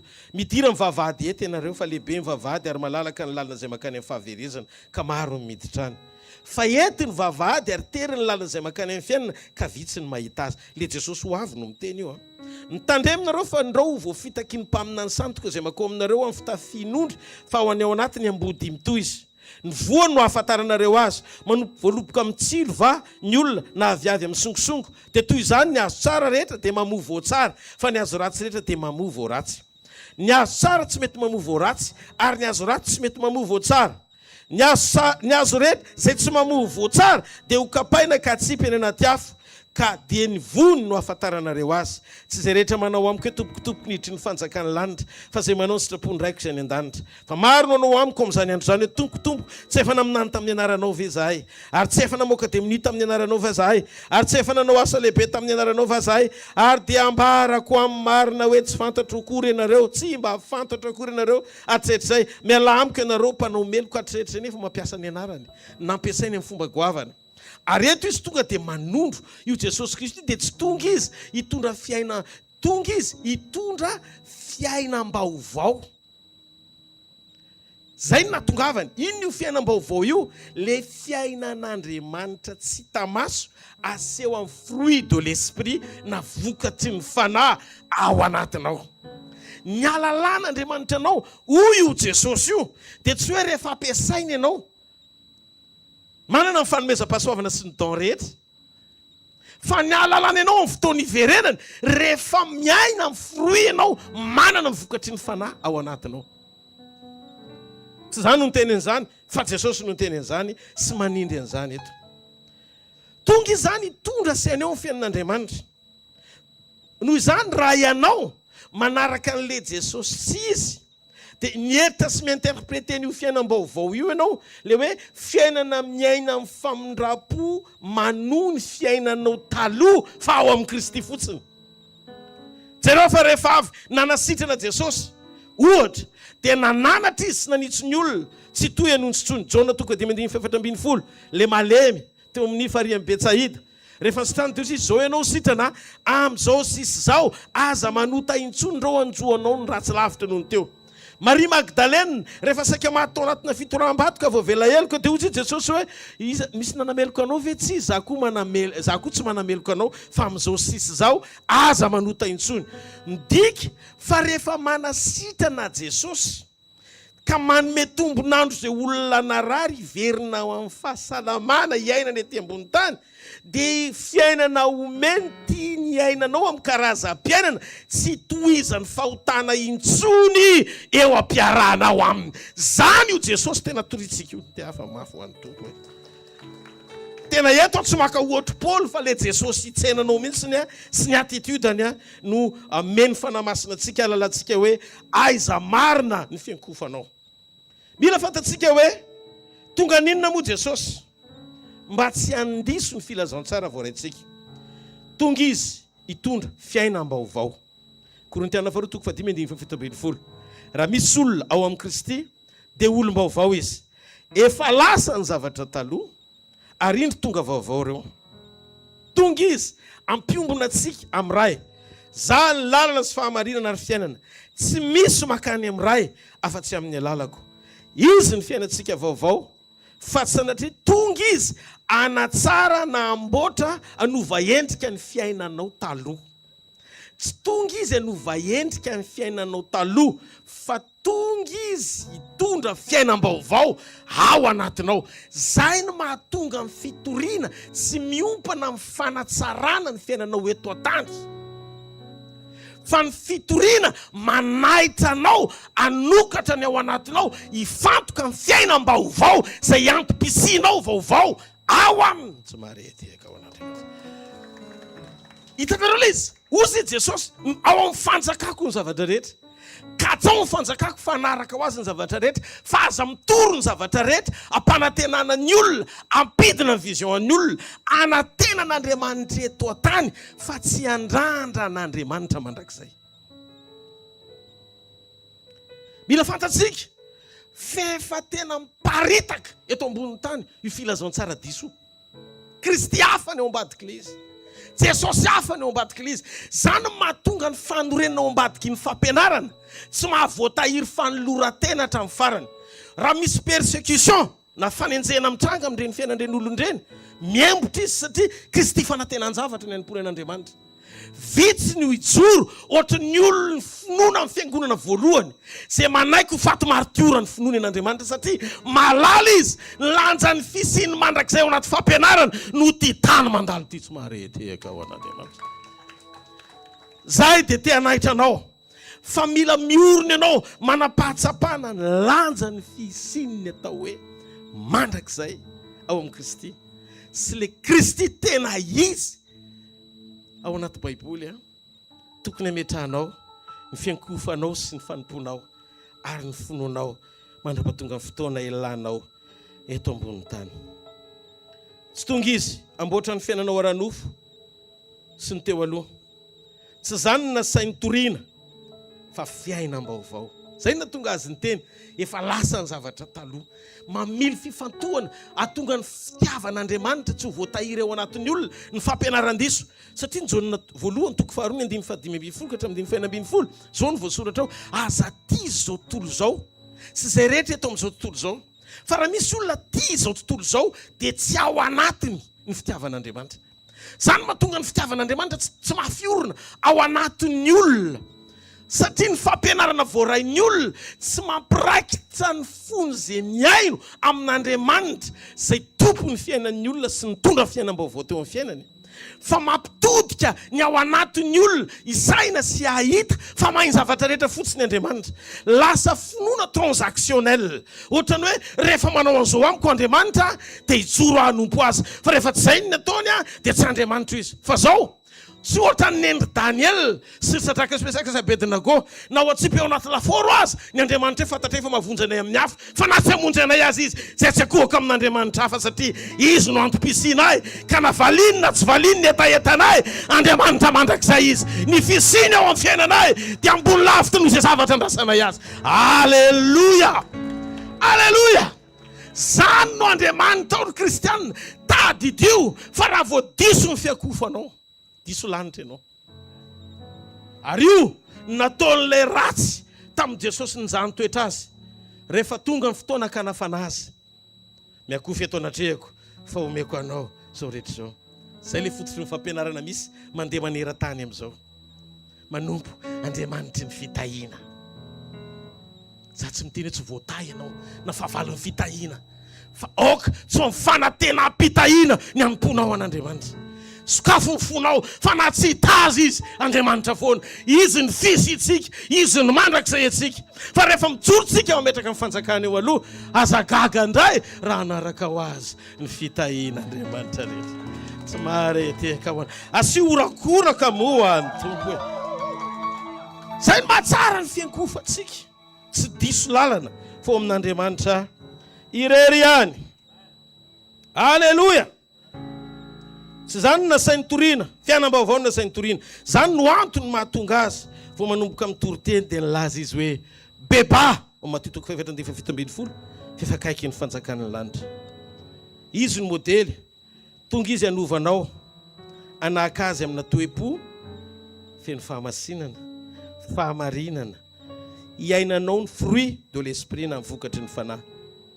Mila matsapa sy resy lahatra ao anaty zay rehetra tena nandray azy fa izy ny tompo, fa tsy hoe mpanampy sisakaiza amin'izay mapety anao fotsiny izy.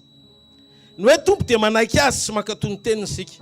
Ary tsaroa fa hafa mihitsy ny hoe olona tena niona tamin'i Jesosy zany ny olona anankiray. Mba andaony antsika eritretra le Jesosy amin'ny Baiboly resako eto, le tena Jesosy izy fa tsy le Jesosy hafa toriana amin'izao. Jesosy le tena izy. Jereo ny tantaran'i Zakaiosy amin'ny 9:20. Taoriany niona tamin'i Jesosy Zakaiosy, olona tia vola, makatomboketra, mpanota, mpiondana amin'ny mamona, ary tsy manana sentiment fa raha vola ny resana dia tsy namany ianao. Nefa ny loza ny fiadanana nitady an'i Jesosy. Nandeha Jesosy tonga tao an-tranon'i Zakaiosy, fa taoriany fionan'i Jesosy amin'ny Zakaiosy, babo ny fahatsarany Jesosy Zakaiosy, adiny eritrereto olona mpanan-karena mpanangombe mitoky amin'ny arena sy vola ary tena marary mihitsy ny ainy, mararirary ny ainy Zakaiosy raha vao vola ny resahana. Zao nataony Zakaiosy, isasaky mifananako omeko amin'ny malahelo, ary zay nalako tamin'ny fanambakana onerako avy efatreny. Raha Zakaiosy zany neto androany averiko foana dia zao ny fijona vavolombelona nataony. Taoriany fiainako nionako tamin'i Jesosy, manam-piadanana, feno fahatsarana sy fahatoniana ao anatiko. Zay tsy nomeny vola no nomeny Jesosy noho izany jamba ny fahatsarany taloha mpanan-karena tsy marina fa zao atsasaky ny apahy efa ny sisa mifananako niaraka tamin'i Jesosy. Fa ny foko feno fitsarana. Ny olona avy niona amin'i Jesosy dia babo ny fahatsarana, tonga dia jamba tsy zavatra fikirana koatra azy. Fantaniana petrako.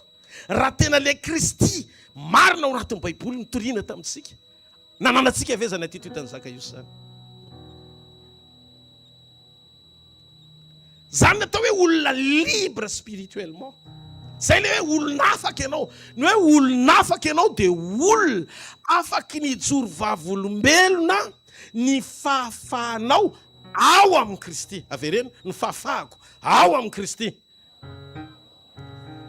Hitanareo rehefa ao anatinao zay fahafahanao amin'ny Jesosy zay, dia renao mihitsy hoe tsisy fahavelomana ranofo miazony ianao. Zay no mahatonga amin'ny Paoly ny teny voaombo niaraka amin'ny Kristy teo amin'ny hazo fijaliana. Ary zay ny velomako teo amin'ny nofo fahiny no velomako ny finoana ny zanak'Andriamanitra. Zay tiakana n'olotra ny ainy amonjy ahy. Dia hozy izy Paoly, tsy za tsony no velona fa Kristy velona ato anatiko. Vao niona tamin'i Jesosy Zakaiosy, le fahavelomany taloha ny efasain'i Jesosy voalohany. Fa tsy hoe Zakaiosy vaovao mpanango karena ao amin'ny Kristy indray rehefa avy eo. Enoy, ny olona tena miona amin'i Jesosy dia miaina ao anaty fiovam-piainana vaovao. Alléluia. Alléluia. Marie Magdalene. Etreto Marie Magdalene averiko indray. Marie Magdalene vehivavy tena. Nangonina ao anaty menaka amin'ny banky tamin'izany, isaky ny avy mivary tena izy dia mividy menaka. Dia angoninao feno le tavoara kely feno iny zany ohatrany hoe banky tamin'izany. Dia iny no avarotra amin'izay olona te hividy. Rehefa voangona dia iny nividianany trano, ary voalaza fa mahavidy trano 3 ny tomba ambidin'le menaka ao anatin'io tavoahangy io ny Marie Magdalene. Fa zao nisy fotoana anankiray nionany tamin'i Jesosy. rehefa niona tamin'i jesosy izy circonstance somary enjakenjana niona tamin'i jesosy satria hotoramba-to faty izy nentina teo amin'i jesosy fa avy niona tamin'i jesosy izy velona sy voavela heloka dia sady nijeren'i jesosy ohatr'izao izy nitonga tao am-pony Maria Magdalena hoe sisa paty ratsy teo ianao efa maty ratsy teo ianao nidikan'izany ny fiainan'i Maria sisa paty sisa ny tombony sy omen'Andriamanitra azy ary zay no mahatsara le hoe maty eo amin'ny nofy eo am-panomponan'Andriamanitra satria tonga ny fotoana anankiray nitady hevitra mihitsy Maria hoe aizany misy an'i Jesosy mba maliky fity azy tonga tany an-tranony izy zay zavatra nysokajiana eo anaty fanahina tonga dia nidévaloriser ny tanteraka tsy nasiany lanja ntsony le menaka fa nataony zay andraisana azy dia ndeha hitady an'i Jesosy izy akasitaka an'i Jesosy dia eritrereto hoe ao amin'ny Jaona 2:20 vakio ny Jaona 2:20 any an-trano ianao fa tao amin'ny fanasahana io ny mpianatra Jesosy rehetra tao koa Jodasy Maria avy any unstoppable nitondra menaka eo tongotra Jesosy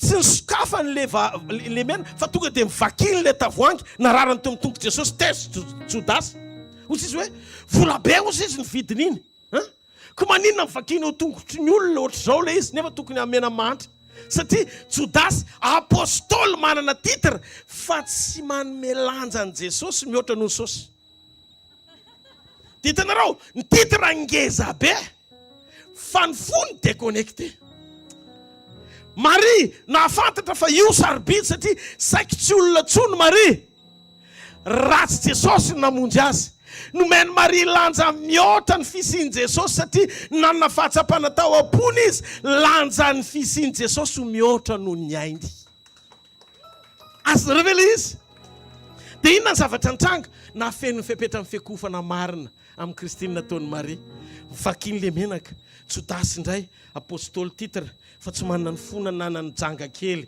ny ovafo ka le tsy ny nataonao fa ny ao anatinao aiza ny fiakofanao pura amin'i Jesosy ve sa mbola misy aloka manakana amin'ny fiakofanao tsy amin'Andriamanitra fa raha hiala eto an-tanysika sarobidy ary amaly any amin'izay toerana andehananao lanja ny fijoroanao sy ny fiakofanao an'Andriamanitra tsisy fanetanana Maria hoe raha nao an'izao ianao dia zao ohatra ny ty fampiresahany evanjelika be dia be vao resy lahatra fa ny fony Maria tia an'Andriamanitra ny dikan'izay zay mihitsy le fanatim-panonerana tian'Andriamanitra ao am-potsika tsy manome lanja ny zavatra hafa na fananana na arena na ny aina na ninninna fa rehefa hoe Andriamanitra io dia zao adiniko ny zavatra rehetra fa omeko voninahitra izy zay le maro de fitiavana mampiro amin'ny fiakofanao adinonao zao tontolo zao fa omenao lanja ny fanatrehan'Andriamanitra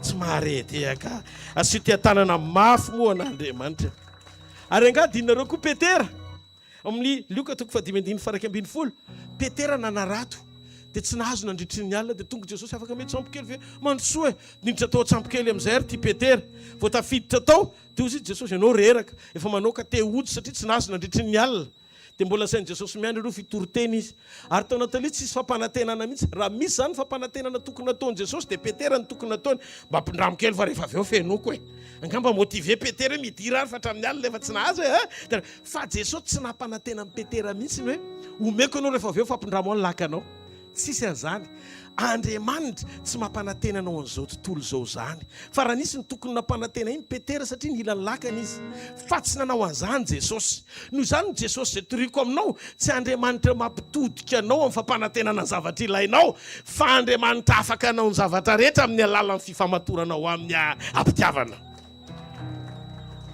dia mipetraka teo Petera efa sady manoka ny reraka satria kapoaka sy boatina orotony amin'ny alina tolo ny voaroko ao anatin'ny arato efa voasasa sao matsara le satria mpanadio rano fa mbola asa io angamba amin'ny herinandro teo Jesosy hoe midiry ianao dia hoento ny arato tapitra amin'izay izy nitodika Jesosy nijery azy mandrosoa amin'ny lalindalina kokoa dia alatsao ny aratonao izy izy ny aratonareo na atsipy le izy feno lakana le trondro ary ny letaleta dia ozy izy Petera hoe hoay tsy napoziko efa professionnel fa zao no ny fankatoavana teo izy nandray ny leso ny fankatoavana voalohany no ny teninao dia nahazo vokatra na adinony Petera le trondro ny sasarany lasa izy nekoka teo tongotra Jesosy dia niteny hoe melampo fa olomelo ka teo izy Jesosy nijery azy manomboka androany tsy trondrotsony fa olona amin'izay voaka avy eo Jesosy dia jerony Luka 2:19 voajamba ny fahatsarany koa Petera, lakana, ny trondro, ny zavatra rehetrarehetra,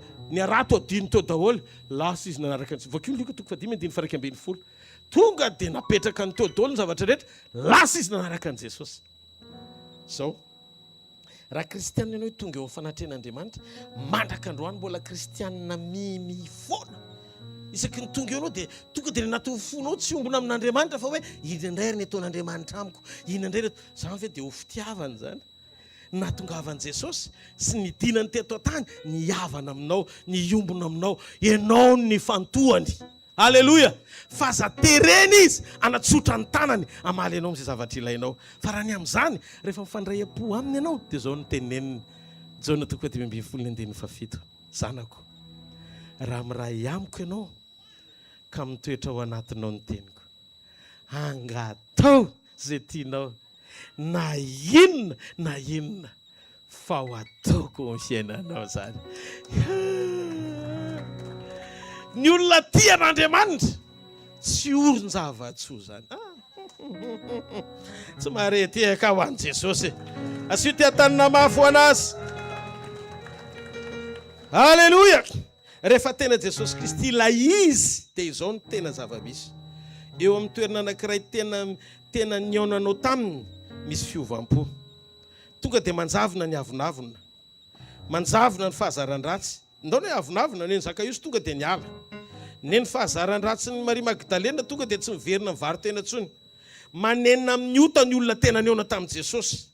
Tena vita fibebahana, tsy mpanamary tena tsony, tsy misy fahatsarana hafa mambabo ny fo ankoatra amin'ny fanatrehan'Andriamanitra. Zany ny olona tena avy niaona tamin'ilay Jesosy tena izy.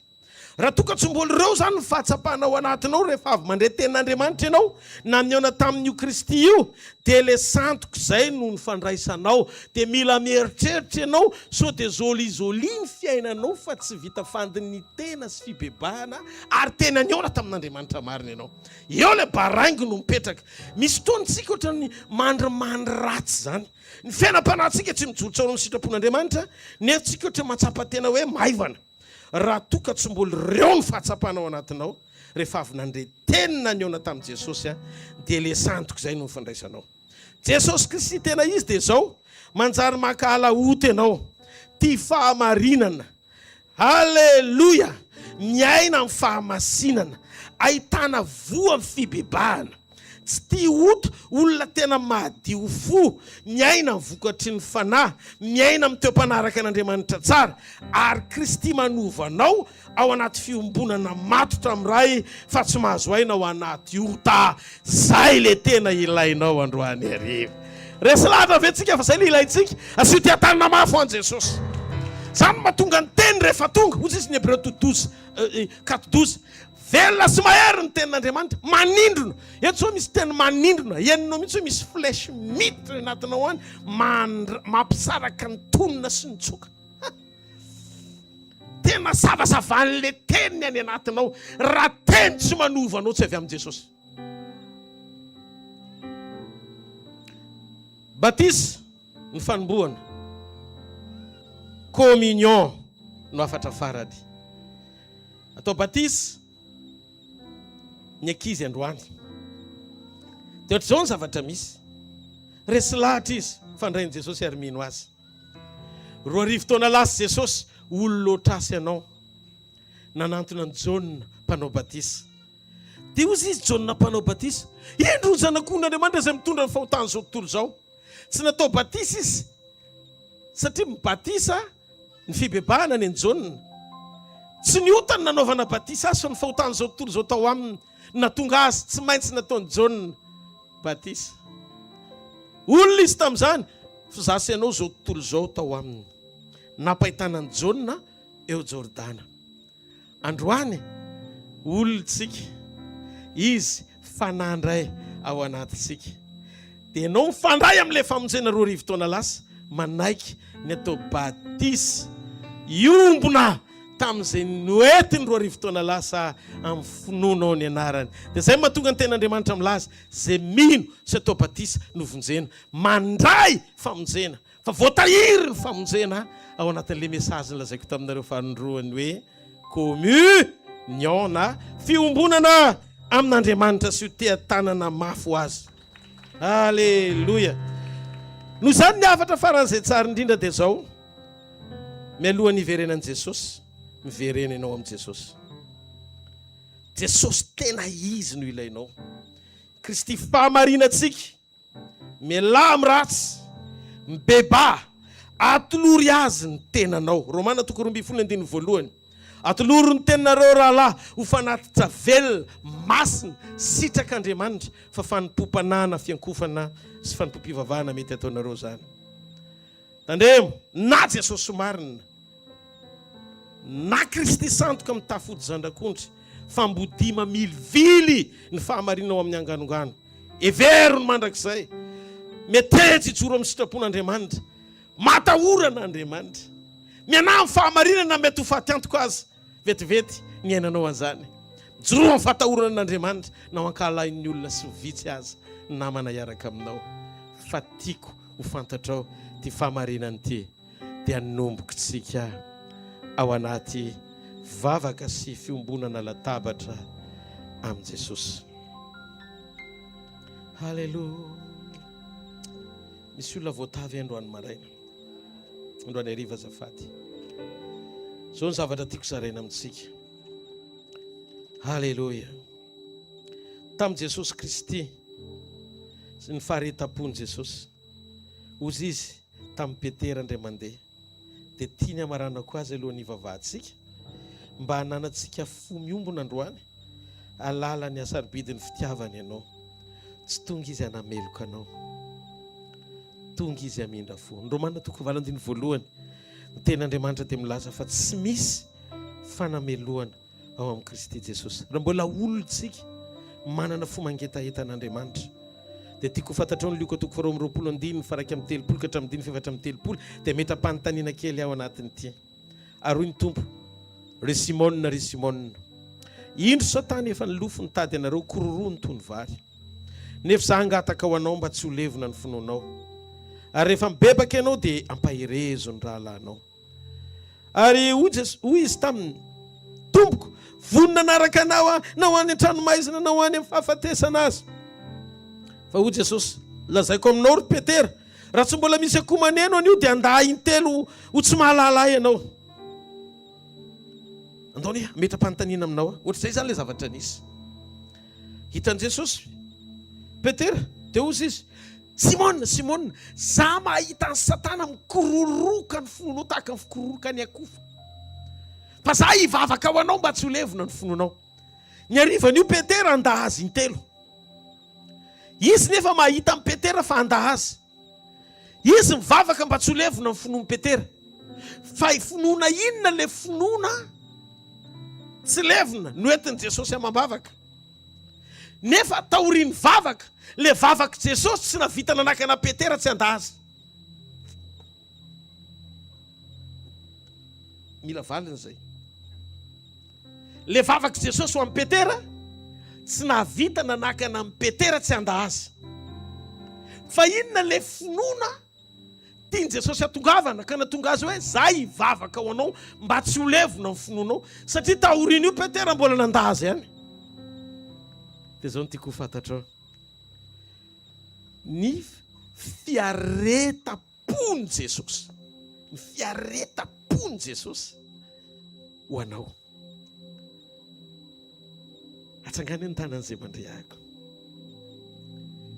Vonina ve nareo ahenao le révélation kely dia vavakatsika orinan'izay.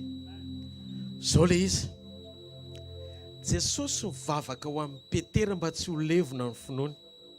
Nefa Jesosy nahita amin'ny Petera andahy azy telo, fa niteny tamin'ny kafanampo tamin'ny Petera hoe, zao izy izy zao, za tsy hivadika aminao zany.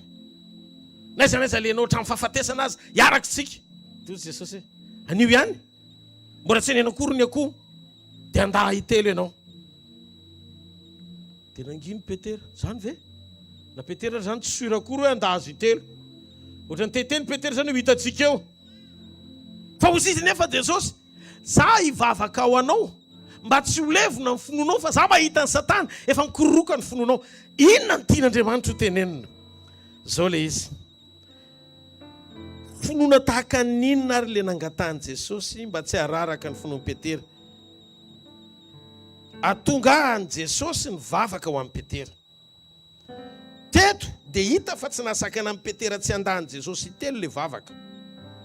Dia Jesosy nefa hoe tsy ho levona ny finoanao. Amin'io Jesosy efa nahita nefa fa andazy telo Petera ny andro tio.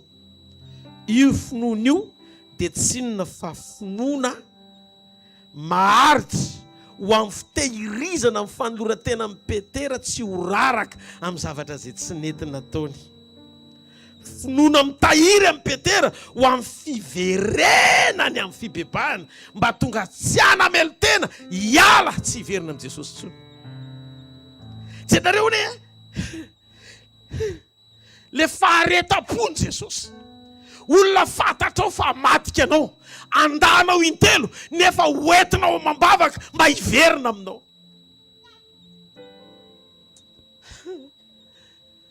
Olombelona tsy nataontsika ny tsara, tsy isika mendrika indrindra, fa misy ray mivavaka ao antsika mbola manam-panantenana mandrakandroany ny verenanao aminy. Raha za mahafantatra, za pasteur Rodolphe, hoe misy olona anankiray fantatra fa matika. Anda fantatro melo, angamba tsy havita hivavaka ao an'izany olona izany tsony aho, satria tsy tia izy. Fa mampianatra antsika Jesosy, zay le fiaina mba hovao iainantsika ao aminy. Fa na zay tsy tianao azy, na zay miodina azy tsy tokony akasika amin'ny fiainam-panahinao, fa andohalika ianao anapaharetana ho an'ny hafa mba afandeniko miverina ao aminy. Esoa lavitra amin'ny fitsarana amin'ny fotsika. Zany no toe-pony ny rainao, zany no toe-pony, zany no ampianarany atsika. Zany no ampianarany Jesosy atsika, zany le tena Kristy toriana iaminareo.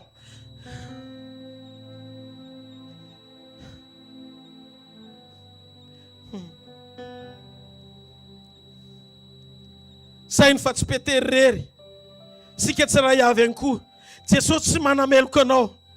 Nafantany aza hoe iodina ianao, fa mivavaka ao anao izy mba tsy ho levona, sy embitra ianao na taraka eny am-piodinana azy. Te hiantso izy, io fandavanao aho io, zao hoe miverena fotsiny, aza mandeha lavitra loatra, aza variana any am-piodinana any, miverena amiko, mihavana amiko. Teny an'izany Jesosy, zany mivavaka mbola ho ataony ho antsika okavanana ny ray mandrakandroany.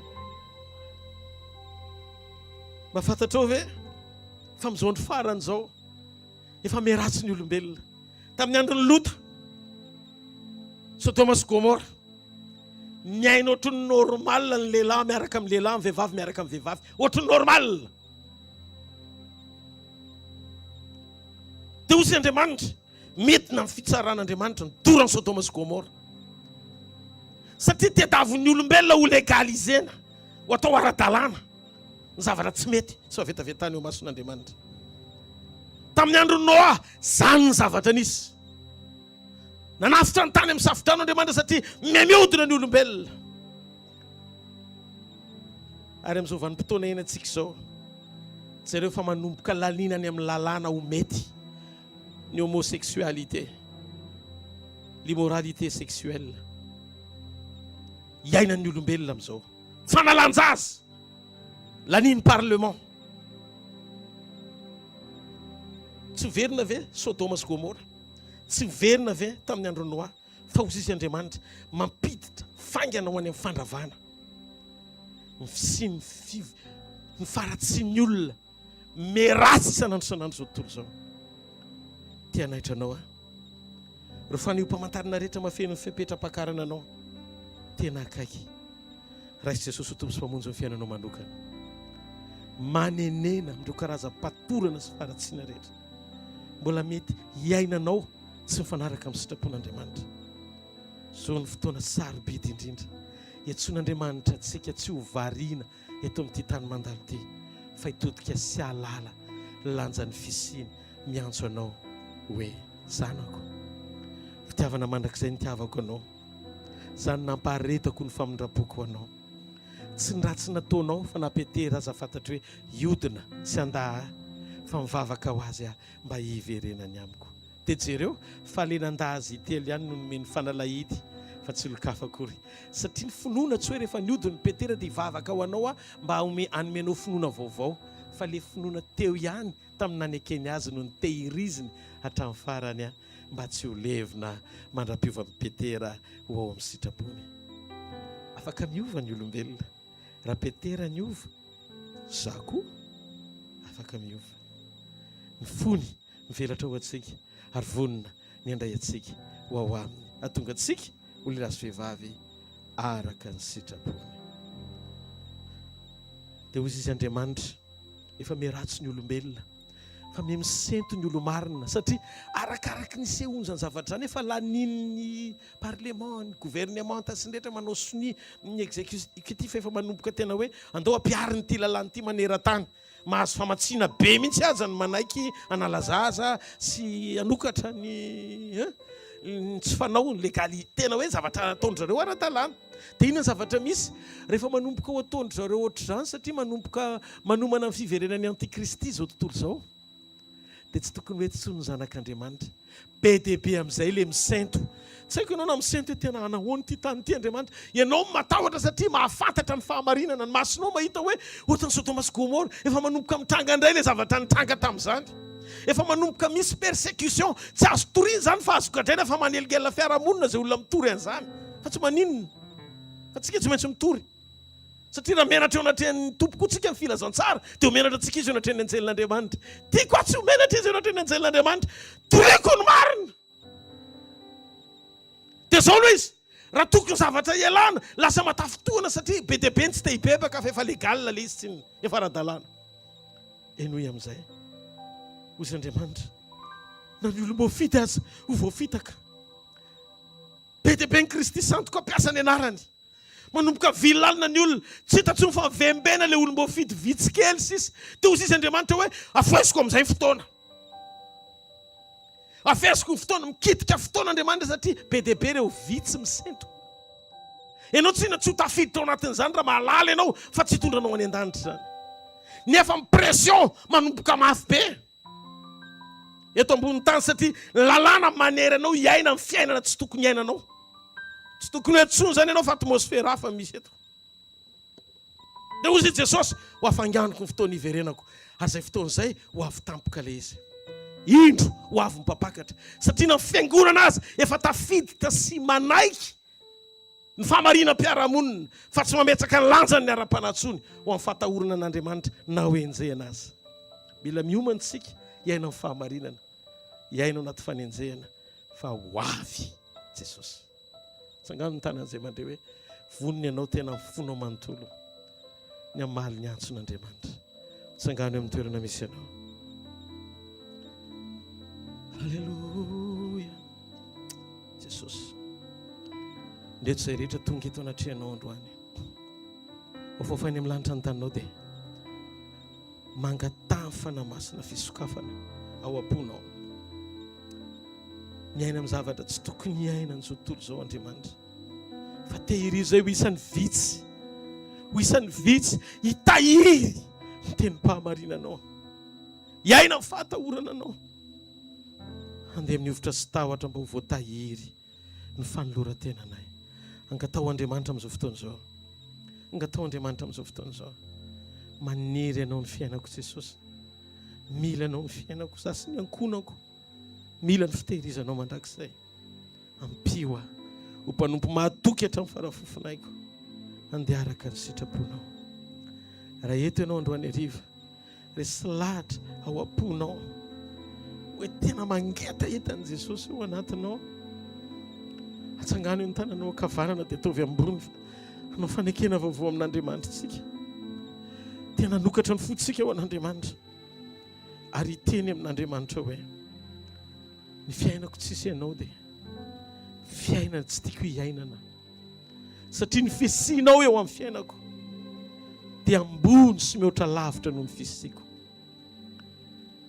Ianao ny fiainako vaovao Jesosy, tehirizo ao aminao aho, mandra-piavinao. raha entinao ndresy lahatra tena mila vonjy amin'Andriamanitra. Tena teo anisan'ireo olona izay vitsy akarin' Jesosy manaova fanekena aminy. Avereno miaraka amiko sovavako izao sady antsoy Andriamanitra hoe Jesosy eo, manantona anao aho, mamindrafo amiko, mamelany fahotako rehetra. Androany hariva Jesosy, manao fanekena aminao, raisiko ianao ho tompoko, raisiko ianao mpamonjy ny fiainako manokana, midira tompoko, manjaka eo amin'ny fiainako, sorato eo boky ny fiainana ny anarako, zanak'Andriamanitra. Misaotra Jesosy fa ny fanekeko androany dia ahatonga ho faninananao mandrakizay. Misaotra mpamonjy eo. Amen. Tao ity tanana mafy an'Andriamanitra. Alleluia. Zany mahatonga antsika mahatsiaro an' Jesosy ho mifandraisana. Rehefa mihinana nofo sy misotro amin'ny kapoakontsika dia mahatsiaro fa iray amin'ny tompo dia kapoka taminy nanasitrana antsika ary ny rany nalatsany no famonjena antsika. Izay rehetra nandray an'i Jesosy dia afaka mandray ny fanasan'ny tompo soa matsara ianao. Izay vita fanekena tamin'i Jesosy dia afaka miombona latabatra aminy, satria ozy izy hoe ny nofoko ny tena fihinana ary ny rako ny tena fisotro. Dahoary asitsika hira anankiray avy amin'ny koralina ho mpiomana. Fanayo umewera fanayo velum yao azavelireya famila na wisana tuano aminkeria amini sandri na fanayo umewera fanayo belum yao azavelireya famila na wisana tuano aminkeria não se quer ir. Wanya minis yatwaniza mua yana wire yusakaza kwiza usulisitariwa yanaona tena yanaona tena kwisana.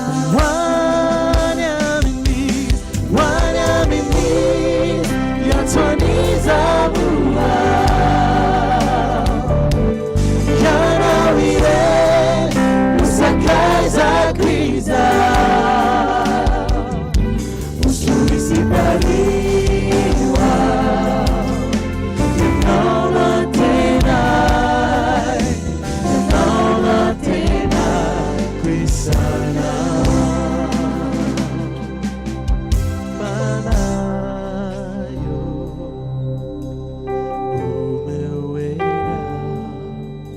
Fanayo velum yao azavelireja famila na wisana tuano amikera ameni sadina. Alleluia. Jesus não tem na sua atenção. Izy dia nilaza tamin'ny mpianany sy ireo mpanarady azy hoe izay mihinana ny nofoko sy misotro ny rako no anina fiainana mandrakizay. Tamin'ny fotoana io tena variana anjery hoe ao amin'ny jaona toko fahaenina rehefa nahita mofo ny olona, fahagagana mofo ny olona be dehibe ny nanaraka an' Jesosy. Fa rehefa tonga teo amin'ny révélation en communion amin'izay, tonga ny olona vesara ny fitadiavana mofo. Jesosy anefa tsy mofo tsony ny tiany Jesosy ho zaraina, fa tena okatra amin'ny mason'ny olona izy hoe ny nofony ene ny tena fihinana ary ny rano ny tena fisotro. Fa maninona ny nofo ny tena fihinana fa tsy sakafo? Raha ny tokony ho izy ny tena fihinana le vary sy laoka. Fa aika iny vary sy laoka azo hohanina fa tsy tena fihinana. Fa Jesosy ny tena hoe nofo ny tena fihinana. Fa maninona? Satria misy heviny ara-panahy ifandraisanao amin'ny mandrakizay ny nofony sy ny rany. Vitamine hohaninao amin'ny sakafo tsy hoe avelona anao mandrakizay. Fa rehefa tapitra ny fotoana ilana hoe tao tany tsy mihinan-kanina intsony ianao. Fa ny tenan'i Jesosy sy ny rany ho tsisy ny tena fihinana ny nofoko. Satria isika hitafy ilay endriky ny nofony, izay mihinana ny nofoko sy misotro ny rako no hanana fiainana mandrakizay, ary za hanangana azy amin'ny andro farany. Rehefa tonga ny fotoana iverenany dia ny révélation communion, izay tsy zaka ny olona fa lasa ny olona nitsoaka ny fivoriana be dia be ny hembotra. Dia hozy Jesosy tamin'ny mpianany 12 sambany nahitany Jesosy nandroaka amin'ny mpianany, nareo nga hiala. Nefa izy no nilaza hoe raha misy zato kalmaniny anankiray dia avelany 7 fa tadiaviny le anankiray. Teto indray au contraire lasa daholo ny rehetra fa niteo aza ny roasiny. Raha tia andeha hozy izy dia mandehana.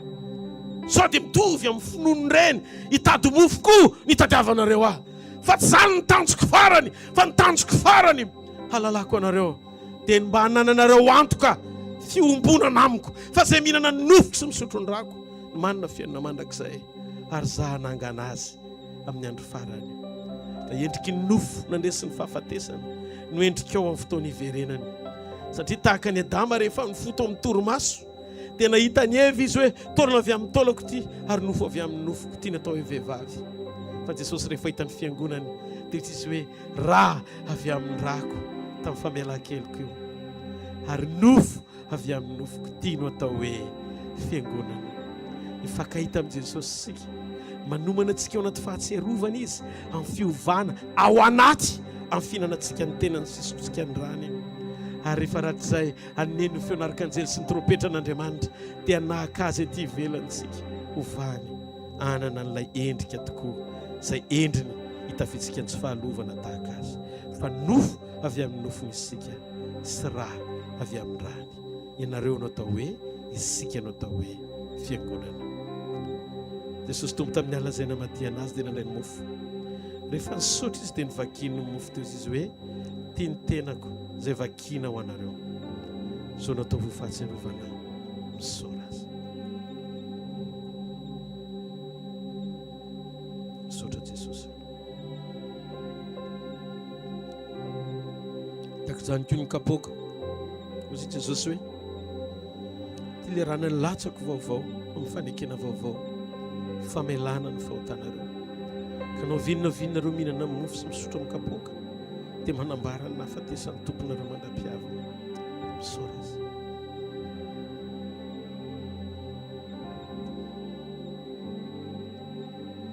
Misaotra Jesosy. Misaotra fa ny nofonao ny tena fihinana ary ny rahanao ny tena fisotro. Misaotra tamin'ny fanambarana sy ny révélation izay nitondranao anay andro any ariva. Iombona tanteraka aminao soa amin'ny sitrapona. Dia raina mandrakizay ny tompo ny anaranao makasitraka izay. Afaka miara-mifaly izay miara miombona amin'ireto mpianakavy amin'ny volohany. Dia resaka sitraka anao satria mariky ny fandresenao ny fisinay. Manolo tena ho anao izay Jesosy, manjaka amin'ny fisinay eto an-tany ianao, fa anao mandrakizay amin'ny anaran'i Jesosy Kristy. Amen. Sy tia tanana mahafan'Andriamanitra. Alleluia. Irositsika amin'ny fandarana manaraka. Manasa ny tompony andraikitra amin'ny fanatitra tompoko. Les responsables pour l'offrande.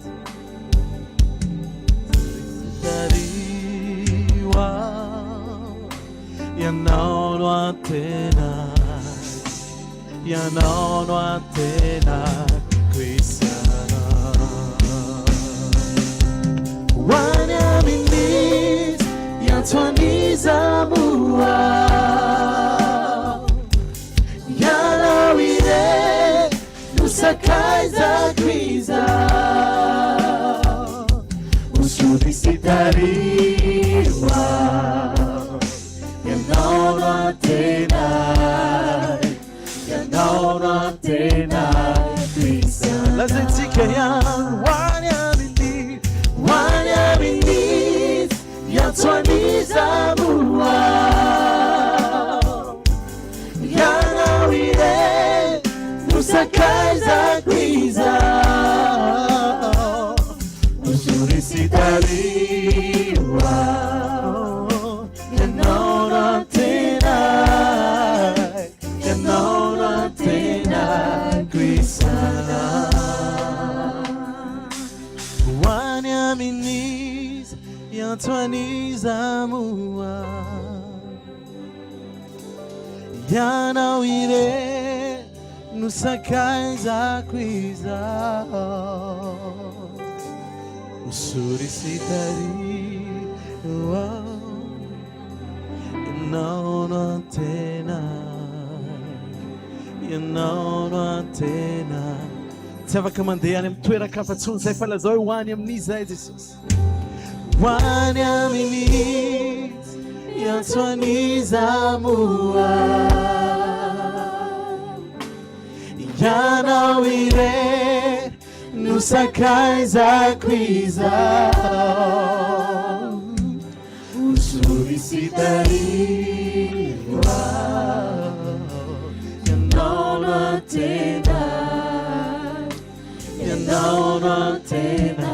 tsy manana hafa ianteran'izay fa hoany amin'izy yatwaniza mua yanao ire nusakaiza kwiza usunisitariwa yanaona tena laza tsika farany lasa ovava kao atsika hoany amin'izy yatwaniza mua yanao ire nusakaiza kwiza usunisitariwa yanaona tena kwisana usunisitariwa yanaona tena lazoyani usunisitariwa yanaona tena kwisana. Donc c'est qui était comme un fille, on a demandé qu'on peut acclamer le Seigneur.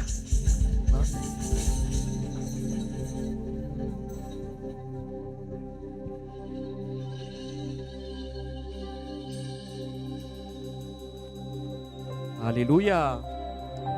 Donc c'est qui était comme un fille, ho an'ny teny a teneny eo akaikinao hoe na voaray venao hoe reny zavatra voarainao reny hoe tehirizo fa reny ny fiainana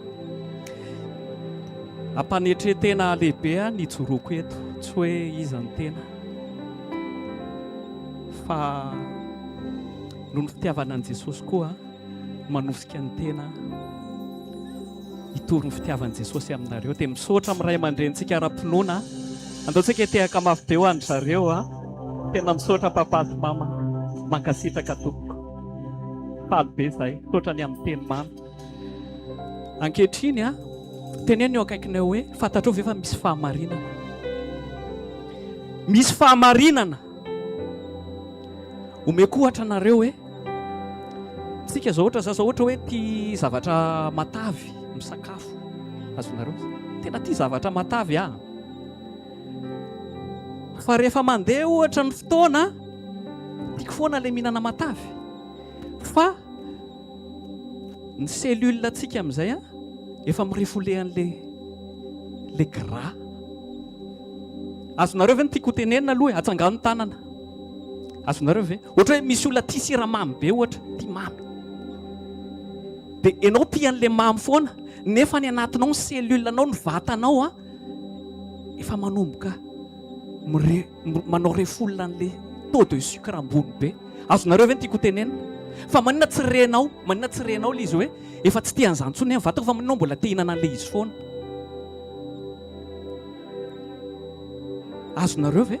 Misy a eritreretintsika hoe fahamarina ohatra koa ny zavatra spirituel. Misy zavatra eritreretintsika hoe mety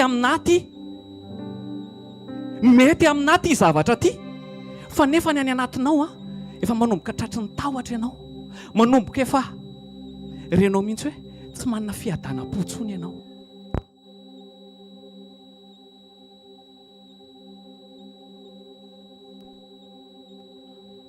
Alleluia. Ao, alleluia. Maheno ve tsika? Atsangalo ny tanany. Azonareo ve le zavatra tiako tenenina? Misy zavatra tsy voatery hoe mety amin'ny filantsika nefa tsy mahasoa atsika. Manomboka androany teneny hoe ny tenin'Andriamanitra ihany ny fiainana. Amen. Ankehitriny alohan'ny rison'ny batisan'ny Stefia dia mamela ianareo hiteny fahamarinana. Tsy teniko le izy tsy tenin'ny papa Rodolphe le izy fa tenin'Andriamanitra. Teneno eo akaikinao hoe tenin'Andriamanitra. Nisy tao amin'ny asan'ny apôstôly toko 17 vetivety fotsiny. Efa afaka mionina Stefia, afaka miomana. Tonton Cléo koa tsy haiko nefa vonona mbola repitrepitra izy. Ok, ataovy aloary. Ok. Asan'ny apôstôly tsy ho ela be fa vetivety fotsiny, fa tiako misy zavatra voarainao fahamarinana.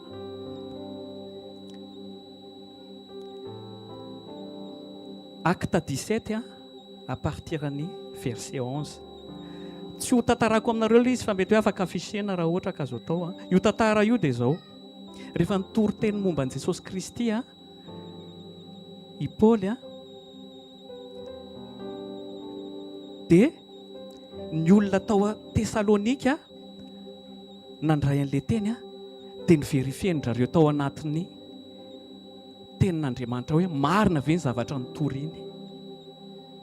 Izao teneniko anareo izay zavatra voatory rehetrarehetra teo dia verifieo ao anatin'ny tenin'Andriamanitra hoe marina sa tsy marina. Be da be ny fampianarana azontsika fa verifieo reto verifieo ohatra nataon'ireto olona tato Tesalonika ireo jereva. Farany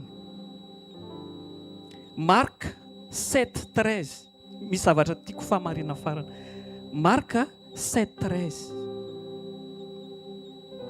misy fotoantsika fahafatsika ny tenin'Andriamanitra noho ny fombafomba ny olombelona ohatra nataon'ny fariseo sy ny mpanorandalàna io.